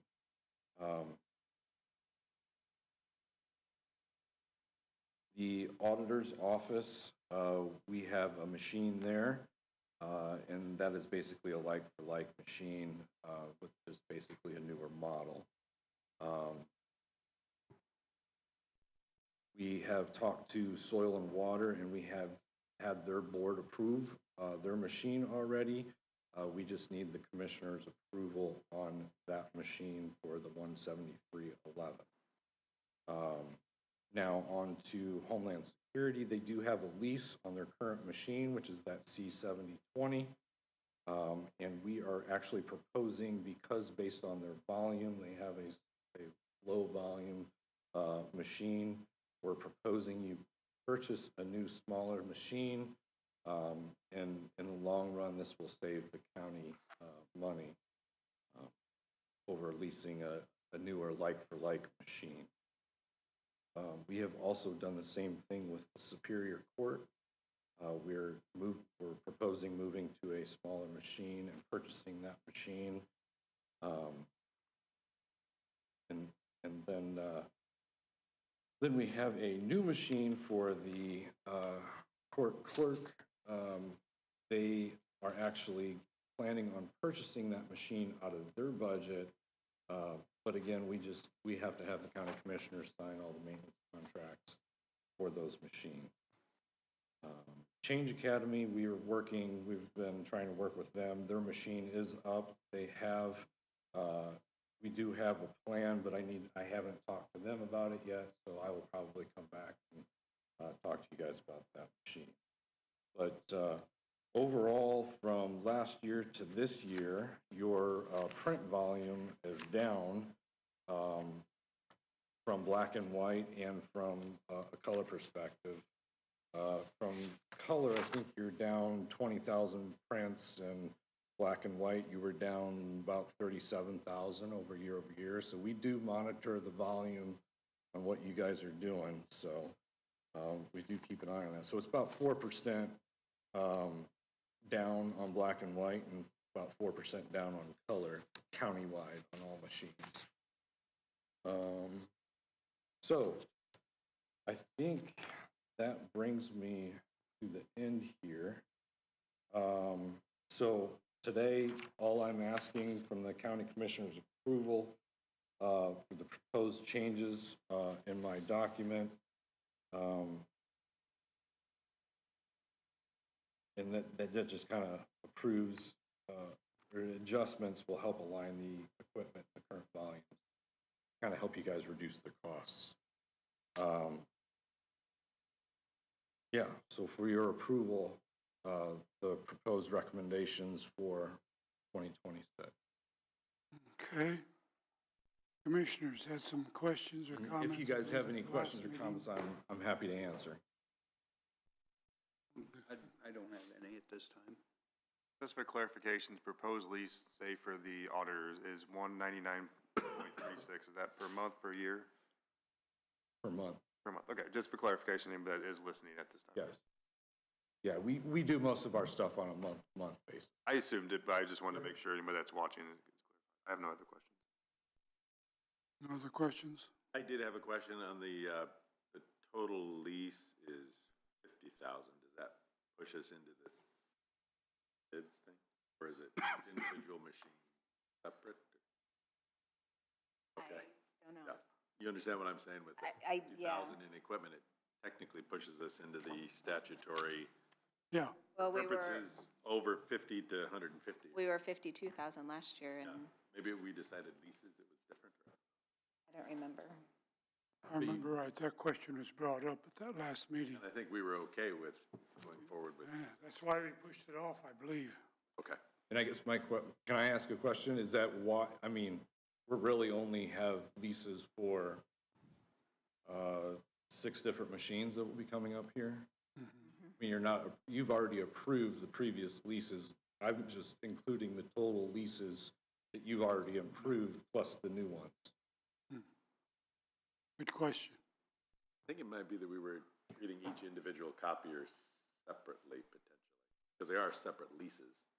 Not Right. one big, it's not one big a big- agreement, we're actually Separate. approving separate items. Okay. So we're good to go I would say yes at this point. at this point. Commissioners? Motion? So moved. Second. A motion and second on the floor. Additional comments? Comments from the public? Yes, sir. Up to the, yeah, please. Gotta get you on the recording. Jeff Bassett. These leases are all individual. They're not combined. So they are individual. That's why we don't have that issue with the bid. But just so you know, we use a bidded contract from Pennsylvania. Okay? So it is pre-bid to make sure it meets all the criteria. But each copier, they could change and go with a different copier if they ever decided to do that? All individuals. Yeah. It's not a package deal, it's individual copiers? Yes. Okay. We have just budgeted everything all together so you can Right, see. you've listed it out here, but this is, yeah, it's Correct. individual Grand quotes on total. individual copiers. Okay. And that's why the commissioners do this, is that way you can move a machine to wherever you need to move a machine or change a machine every time you want to. They're not combined.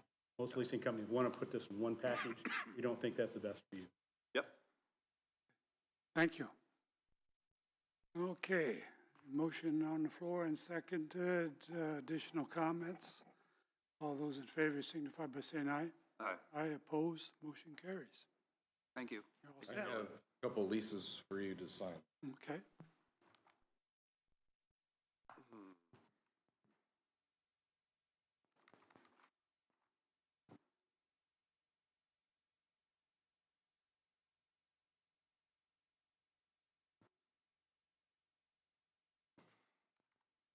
Right.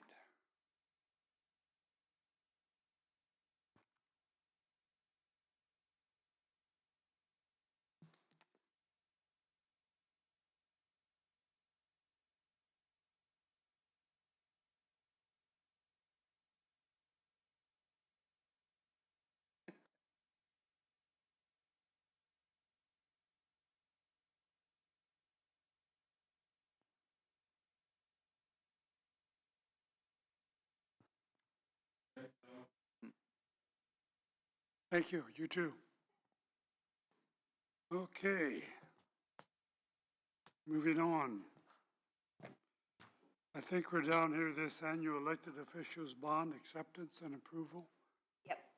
So every year, commissioners have to approve, and then you sign at the bottom of these pages.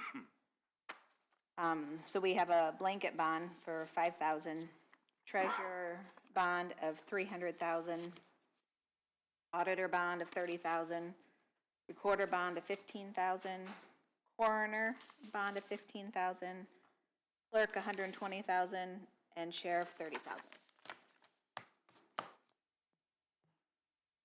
All need signed. Along with this whole stack of other stuff. Mhm. Oh, no, one altogether, yeah. Make the motion to accept all the bonds for the elected officials that was just named. Second that. Okay, motion and second on the floor. Additional comments? Comments from the public? All those in favor signify by saying aye. Aye. Aye, opposed, motion carries. Real quick, everyone, I need a quick break, 5 minutes. And I'll be back. Okay. I'll sign.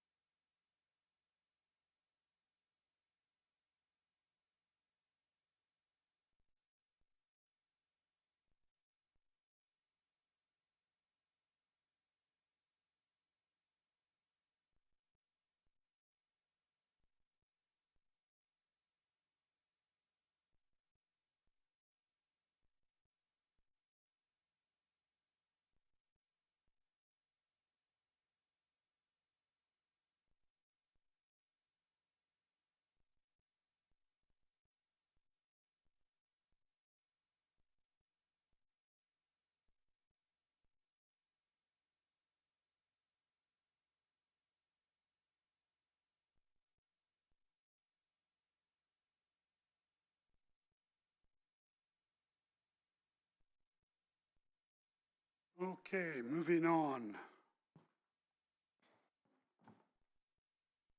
I believe, correct me if I'm wrong, the next item is 2026 Commissioner Board appointments. No, I think it's This the one first. county treasurer. The county treasurer report. Oh, I'm sorry.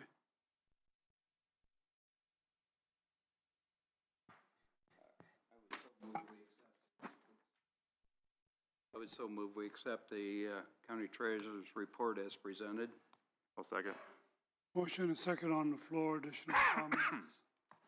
All those in favor signify by saying aye. Aye. Aye opposed. Motion is approved. Sorry about that, I had that checked off ahead of myself. Now we can go to 2026 Commissioners Board approval, right? Well, Our meeting schedule, the meeting's I don't know how I have it on here. top of it. Being You want scheduled to and board improvements. Meeting schedule.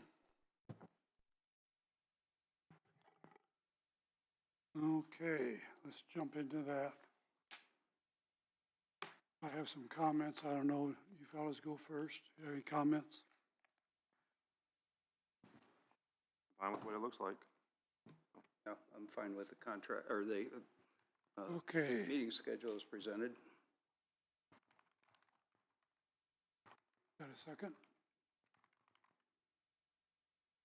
Oh, that was just an opinion, I didn't, okay, do you want to, I so, Make it a motion? sure, I move that we accept the contract as presented.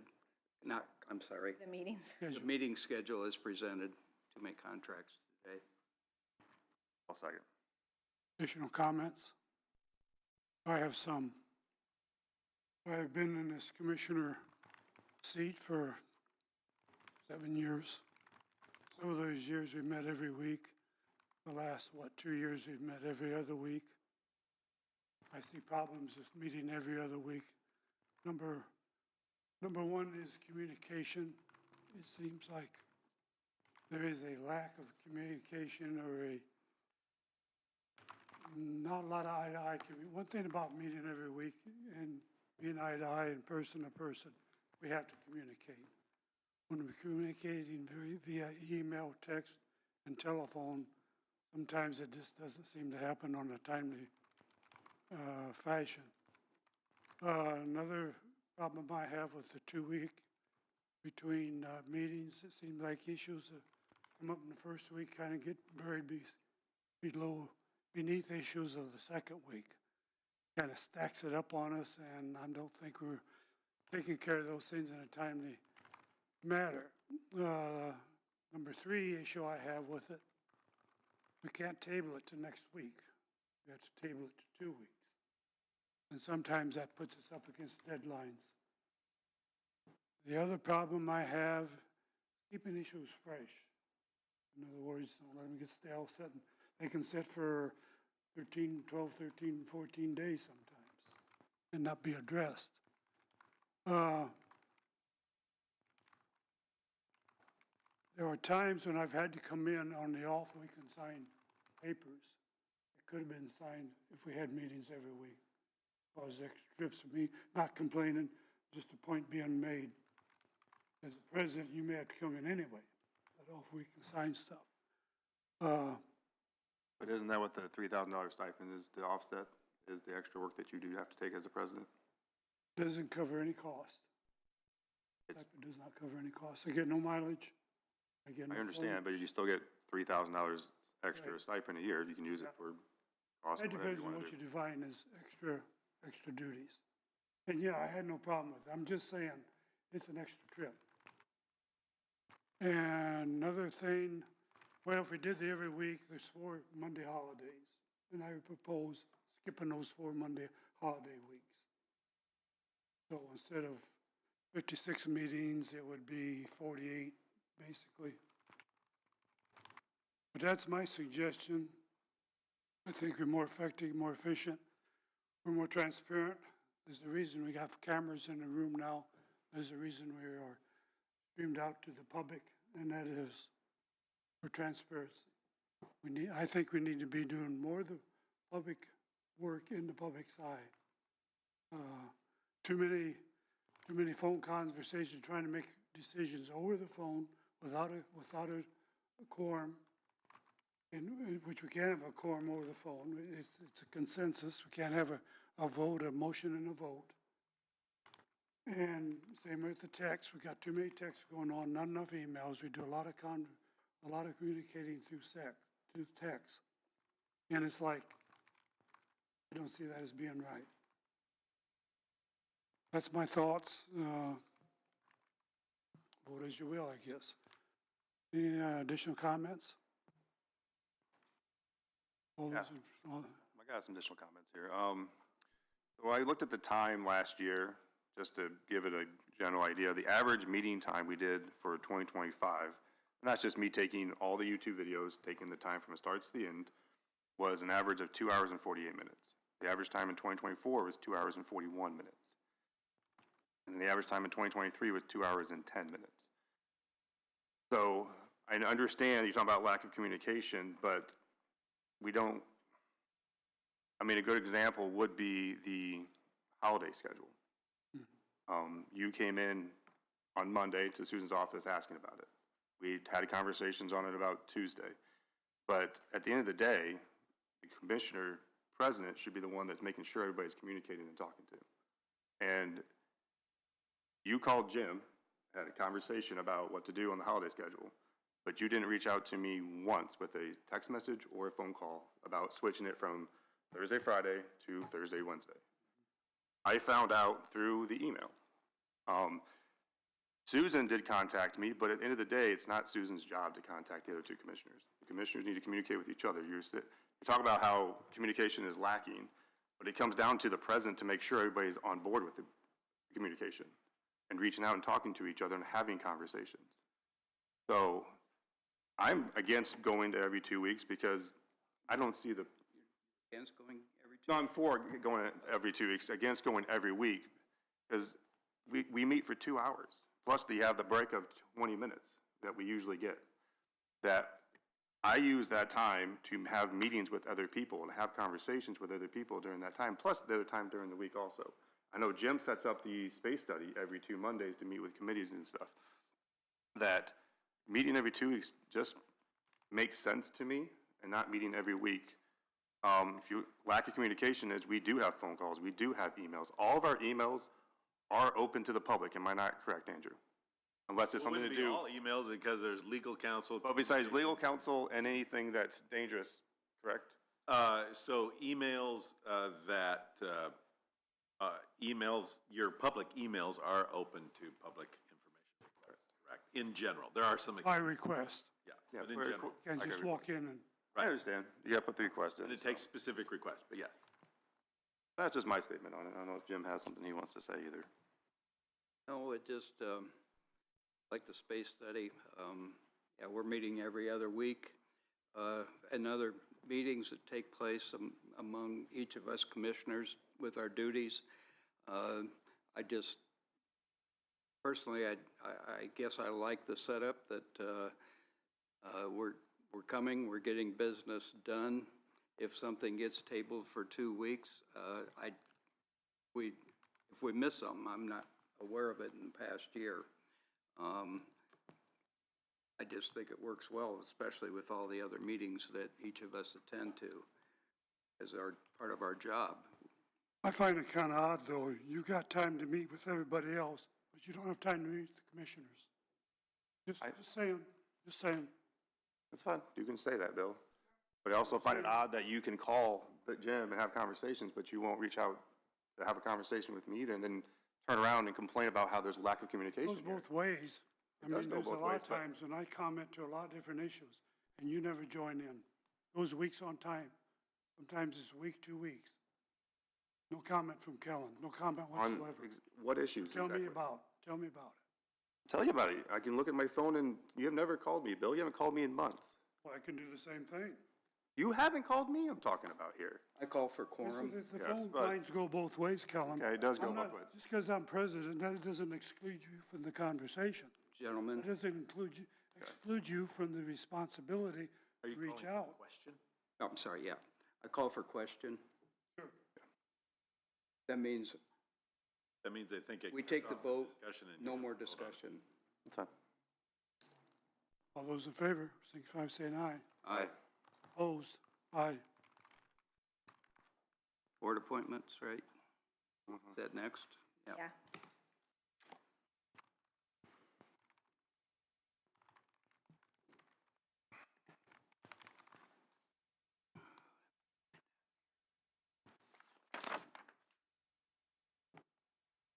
Okay, where are we at on the appointments?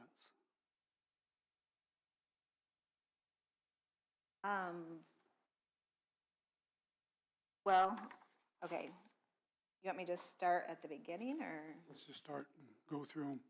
Okay, so for the Drainage Board, I had a note that Bruce Bell was wanting to be reappointed to finish out. No, he is finishing, so he would be appointed for January of '26 to December of '27 for 2 years. Are we gonna do these individually, I presume? No, we can go through them and do them all. Okay. Unless there's a disagreement. Okay. And then we can pull it off separate. How about we do the ones that I have a name for? Yeah. Okay. So then I have for Airport Authority, I have Randy Fox to reappoint from January 26th to December of '29. Plan Commission Citizen Representative Suzanne Davis, reappoint from January 26th to December of '29. The PETA BOA Board, Charlotte Sunken, Ron Dickey, and Linda Middleton, reappoint them. And then for Garrett Plan Commission, ETJ, I have one person, Missy Schott, suggested. There still needs to be a second. And that is all the names that I had. I would so move we accept these appointments as presented. I'll second. Motion and second on the board, on the floor. Additional comments? Comments from the public? All those in favor signify by saying aye. Aye. Aye, opposed?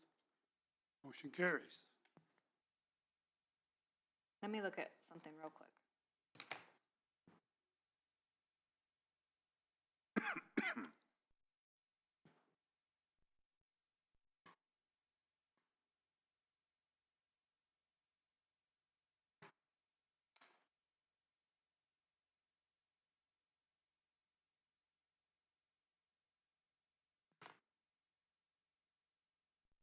Go ahead, I'll find what I'm looking for. Okay, we need to start out on the first page with the yellow lines, I assume. So we did that one. So we have Alcohol and Tobacco Commission is the, Terry Rail. Right? Yes. yes. Motion to approve Terry Rail. So move to accept. Second. Motion and second to approve Terry Rail. All those in favor signify by saying aye. Aye. Aye, opposed? Terry Rail is, go. So Economic Development Commission, the commissioner to appoint one person, and Mike Shurick's term is up. We appoint one. Yeah. Chris Pranger is good to go another year. Okay, that's redevelopment. Oh, I'm sorry. I'm up on Economic Development Commission. Mike Shurick. So move we approve Mike Church as presented. Second. Motion and second to approve Mike Shurick. All those in favor signify by saying aye. Aye. Aye, opposed? Motion carries.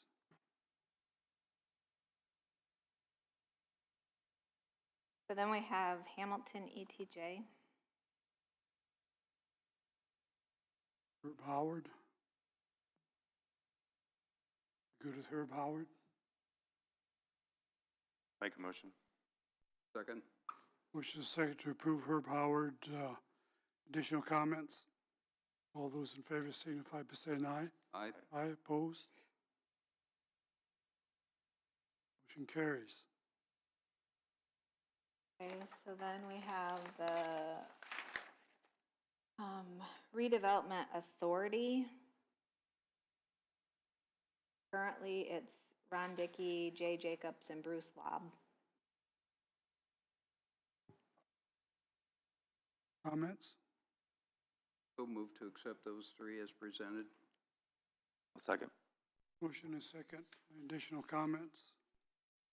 All those in favor signify by saying aye. Aye. Aye. You're voting against that one? You're voting against that one? No, Oh, I thought you said, okay. I'm sorry. I was late. Okay. Okay, so now we're on redevelopment commission.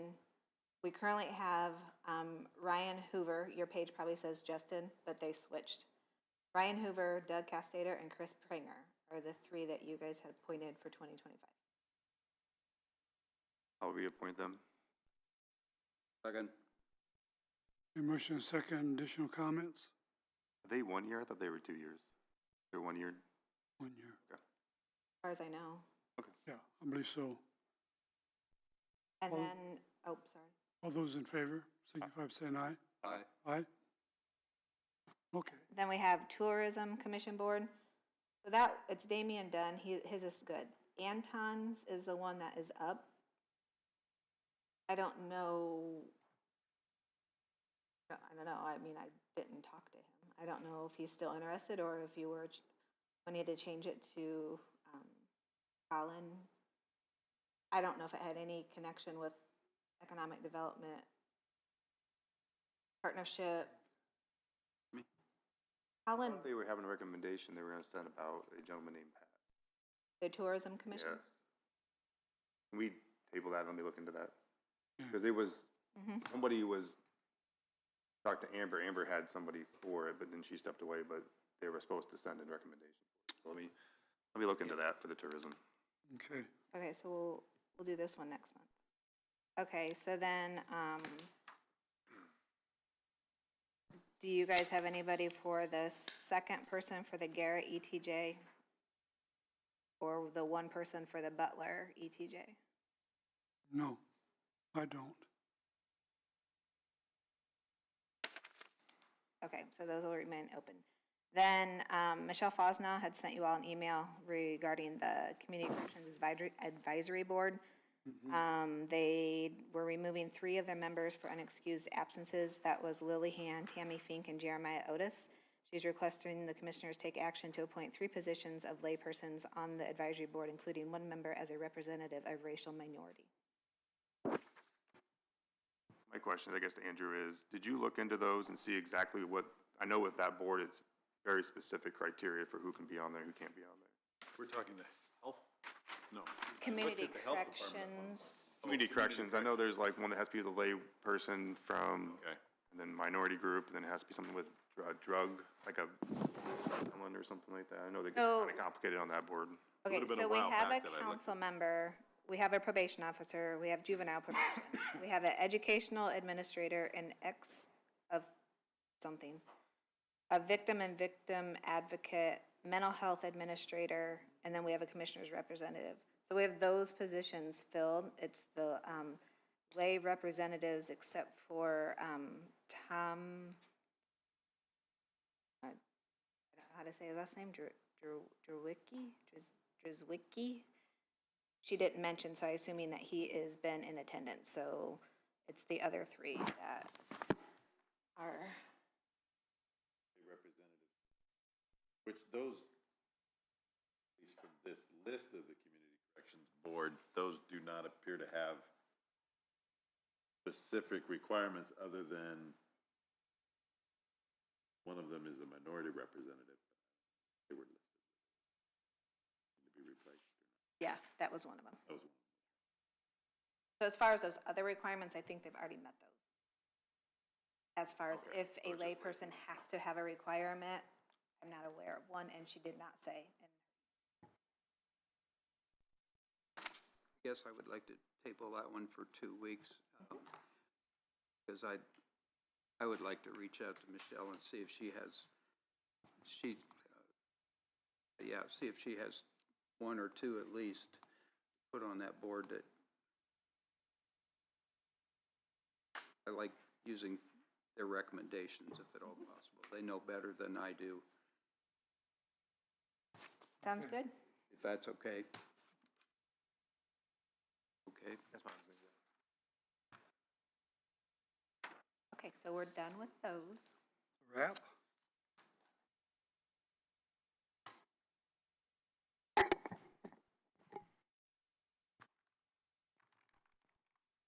Okay, Auburn PD training contract for DCCC, that's the gun training.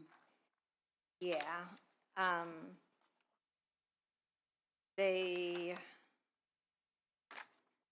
so Michelle and David Thompson, they do the fire range and training. They use the facility with Auburn.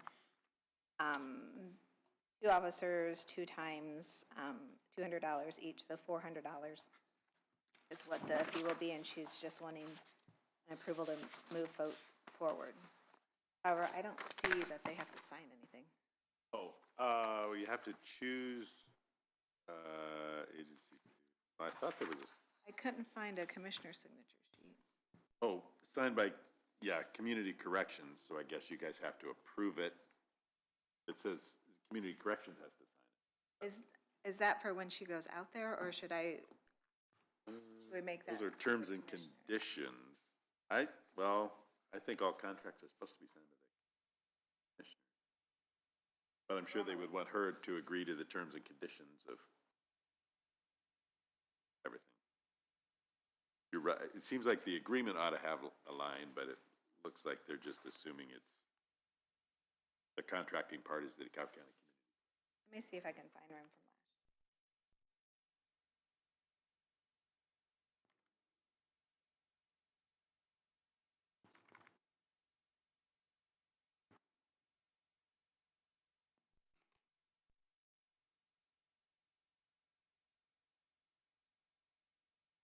And that contract is fine, pretty much the same as what they have.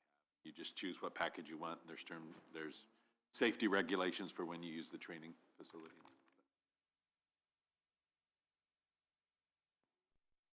There's nothing,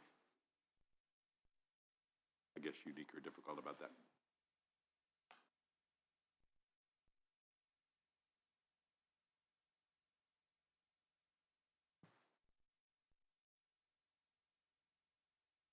See one with public.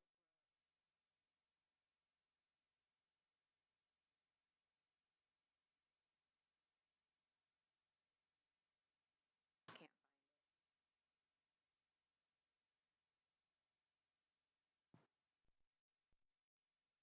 And they could always approve it and then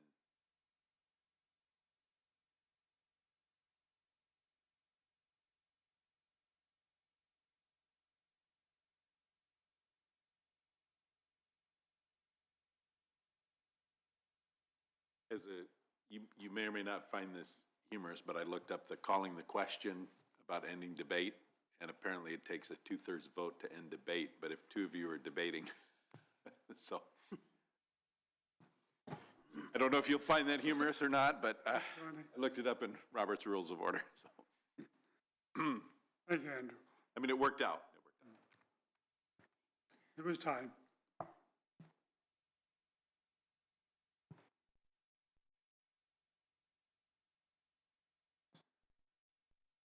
So did we decide what we're doing? On the ED training contract? Yeah. Well, I think if you vote to approve it and then,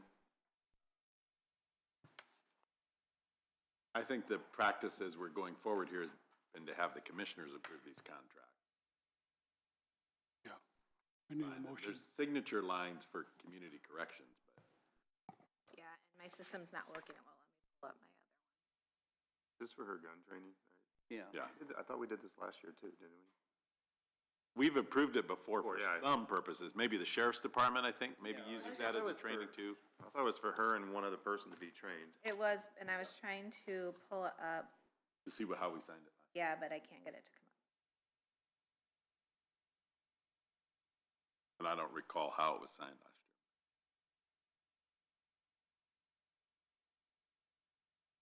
year. I mean, if you approve it, you could all sign it later if needed. Oh, wait, let me see if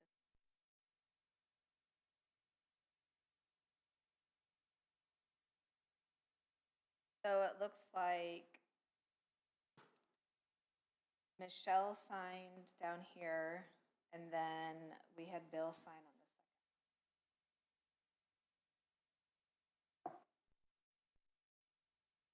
second. Move to accept. Second. A motion and a second, additional comments? Comments from the public? All those in favor signify by saying aye. Aye. Aye, oppose? Motion carries. Who motioned that? No, Kellen. I did. Kellen did, I'm sorry. Thank you. Kellen did. Okay. I'm going to table the Sunny Meadows building contents. I disagree with that. Can he table that, or does, since he's the president? I think a motion, you're making a motion to table it technically? Yes. Then, I'm waiting for some more information from my auctioneer. From Oberlin? Yes. I talked to Oberlin on Friday. He was under the impression that the land itself was going to be part of the auction. Well, that's what needs to be ironed out. Maybe we can iron that out today. I want to make a proposal. I'm having trouble. I wanted to get an appraisal on that property. And it seems like they're either not certified to do commercial, or the one guy was too busy, another guy wasn't sure he wanted to do it because he hasn't done one in a long time. There's nothing to compare it to. I'm not able to get a appraisal at this point. What I'm going to suggest is that we put that up for auction. And that will establish the true value of it, with the option of either accepting the high bid or rejecting all bids. That way we know what kind of money we're talking about as far as value, what it's going to cost us to demo it, and we can present that to the public and get the public involved in this decision. I'm getting emails opposing this demolition. I've got like 4 or 5 of them so far. And I think we need to have more time and get more information on what we're looking at, dollar-wise and public opinion. Now, There's 2 issues here. There's the issue that you just brought up, but the other issue is the bids that we put out was for the contents of the Sunny Meadows to be auctioned off. If we go either direction, we sell it, or if we demolition it, we still have to deal with the contents that are inside. Mm-hmm. And that was the bid that was supposed to go out with it. So I would like to go, Oberlin doesn't want to do the personal items unless the overall is together. The other 2 that bid on it had an understanding that that wasn't part of their bid. So they've already bid on what was supposed to be bid on. Oberlin did not bid on the proper bid spec. So I would like to change it off that and go with the ones that I've given to you, Steve Barkus. He is willing to go in and do just the stuff inside, and if we decide to sell it later, then we'd go out for another rebid on that auction if we decide to go that route or not. Okay. But right now, with the contents in there, Steve's willing to get a crew out there in the next 2 weeks to go out there, and because we have to pay for the removal of it, the staff to remove it, and everything else, and we have the staff out there for the next 2 weeks, that the 2 auctioneer guys are going to come in, say, that's trash, and then that's what we can list, and they're going to identify that and keep track of it. So we need to get a dumpster out there, because I've talked to Larry. Larry has a small dump trailer, but it's Larry's personal dump trailer. It's not the county's dump trailer. Mm-hmm. So I would like to get a 30-yard dumpster out there, because we have the bug beds that are still down in the basement. We have other things that Barkus is going to go through and say, that's trash. We will go ahead and lot that, and they'll put it off to a separate thing so that we can start getting that stuff out that we know is not going to sell. Mm-hmm. And get out in the next 2 weeks while we have the staff out there, because we are overstaffed. But that's for the liability that Andrew has pointed out, to have 2 people per shift because of the person out there. So to move forward with that, I feel like we need to agree with Barkus, have the assigned contract, get that process going, and then if we want to have a discussion about if we're going to sell it, not sell it, appraisal, that's a whole different issue than what we need to do with the personal item, all the items inside of Sunny Meadows at this time. Okay. I appreciate those comments, and I can go along with that. I'll withdraw my motion to table. So, how do we already agreed to have Oberlin contract in the last meeting, but they never actually sent us a contract, correct, Susan? No. They never signed it. No. So do we, He's withdrawn. he withdraw, so Andrew, do we have to make a motion to I would withdraw move that? to accept his withdrawal. Let's just do that to clean. Okay, things up. I'll make a motion to accept his withdrawal. For Oberlin. Oberlin, for Oberlin, yes. I will second that. Your motion is second, additional comments? All those in favor signify by saying aye. Aye. Aye. Then You can do a new motion if you want to. and I would make the motion to approve Barkis's auctioneer contract that's in front of you. Okay, hold that thought. Were you saying you did oppose? No, Okay, I'm good. got it. Okay, so now you're I'm doing. making the motion to accept Steve Barkis's contract. Andrew has I've looked it reviewed over. I don't see a problem with it. And I will second that. Your motion is second on the floor, additional comments? All those in favor signify by saying aye. Aye. Aye, opposed? Okay. And then to get a 30-yard dumpster out there, do we have to make a motion here, or do we just have Sunny Meadows? How do you want to do that, Susan? I would go ahead and make a motion that you all agree that that's what we're gonna do, and then I don't care who. I can take care of it. I know Works with with getting my it business, I deal with dumpster companies all the time, so. Do we need to do a bid on it? I mean, it's gonna be $400 to $500 a dumpster usually. I don't think you need any bid on that. Okay, I just want to clarify that's, That's more a services thing, which I think you can choose who you want on that. It's on the threshold. okay, I just wanted to make sure Good everybody's on the question. same page. So I would make the motion to allow Sunny Meadows to get two, just in case we need another one, two 30-yard dumpsters, if need be, to help remove unwanted items that the auctioneer has determined. I will second that. Your motion is second on the floor, additional comments? All those in favor signify by saying aye. Aye. Opposed? Motion carries. Unanimously. Okay, so there's only two owners' signature lines I would draw a third line and have all three sign. on. Okay, And we need to change probably the top part too, to the commissioners instead of dueling. Yeah, take Kellen's name out. yeah, they put your name in He didn't know, I said just put it as a temp holder and then Andrew will take a look at it, so. there. Okay, I'll mess with that in a minute.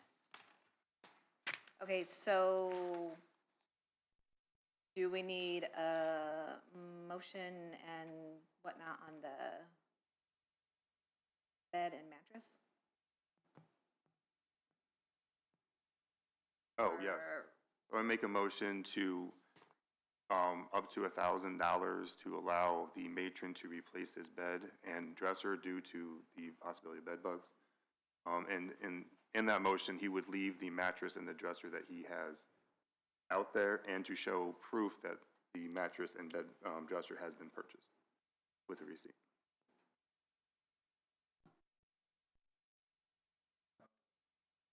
I'll second that for discussion.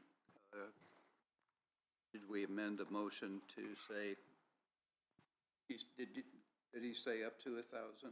Okay, Up to so, 1,000. yeah, if it goes over, What would- that's his own problem. They already sent 2 links to Susan. You can look at it. She's going to order it through Amazon. We're not going to give them the money. Susan's going to just go down and order it. Okay. So, That was I had a question on that though. I suggest just cut him a check and let him go buy what he wants to buy. Why are we gonna order it for him? for taxes, because if we give him $1,000, he'll have taxes off, and it also will show proof that it was ordered through us and that's what that money was used for. If we give him a check for 1,000, he could just go really You might anywhere. have to pay taxes on it, whereas here it's just replacing property that theoretically the county's process is damaged or it could have damaged. Yeah, He might have to pay taxes off the $1,000. We just paid him the money. Yeah, and then he could really kind of do what he wants with it too. So I thought this would be the cleaner way of just, we buy it, we know that it's been bought, that money was used for those 2 items that were supposed to be replaced. Wouldn't that be a reimbursement for his bed and dresser? Could, I mean. Not to buy, but to reimburse him for, if Yeah, it's but- stated as a reimbursement for his bed and dresser.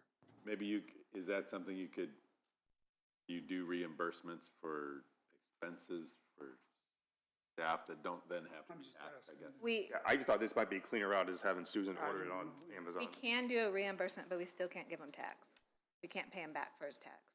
Oh, No. yeah, I see what you're But saying, yeah. if I order it this way, for my purposes, I would prefer to do the ordering myself because then I have all of the paper trails of when it was ordered, that it was delivered, and that we paid for it directly from the county funds. But that's your guys'. He's gonna be okay with that? Yep, he's okay with it, yeah. Okay. Okay, That's why he sent the ones that you, to Susan with the recommendations, so. okay. We have a motion and a second on the floor. Any other comments? Is that $1,000 in total? Yeah, up to 1,000, yep, for both items. Just wanted to clarify that. All those in favor signify by saying aye. Aye. Aye, oppose, motion carries. Are we down to the last item, the elevator update, maybe? What we got there, Susan? Well, I don't know if, I don't even know if Andrew's heard anything back from Otis on a one-year. So we might not have an update because we were still waiting on a reply. I don't remember that they did reply anything yet on that. While he's looking at that, the other thing that I have is I had emailed you guys all last week. We have a couple items that somebody needs to go to DART to do. Like, need to visit their place, check their Yeah, they never emailed me back. vehicles, check their vehicles, do a ride-along, something like that. I think Todd did that last, December, yeah, like December 29th, I think. was it? Yeah. Does it have to be done yet this year? Volunteers? Well, I'd be happy to do it since I can just ride along with my wife as she does Zumba.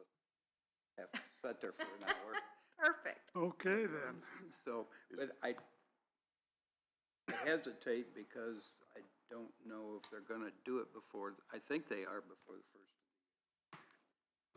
I'll volunteer to do it, but if I can't, I'll get hold of either one of you or both, and Okay, so, And then one of you just need to get in contact with Kimberly out there and let her know. okay. Anything else? I don't, Andrew, anything? I'll take a quick look.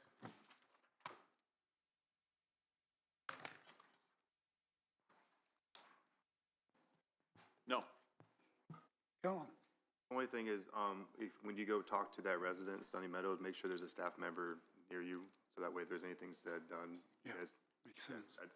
They can usually stand at the bottom of the stairs just in case, that's where I usually have them, if I try to contact with her, but just to give you a heads up on it. Just make sure one of the staff's with you too.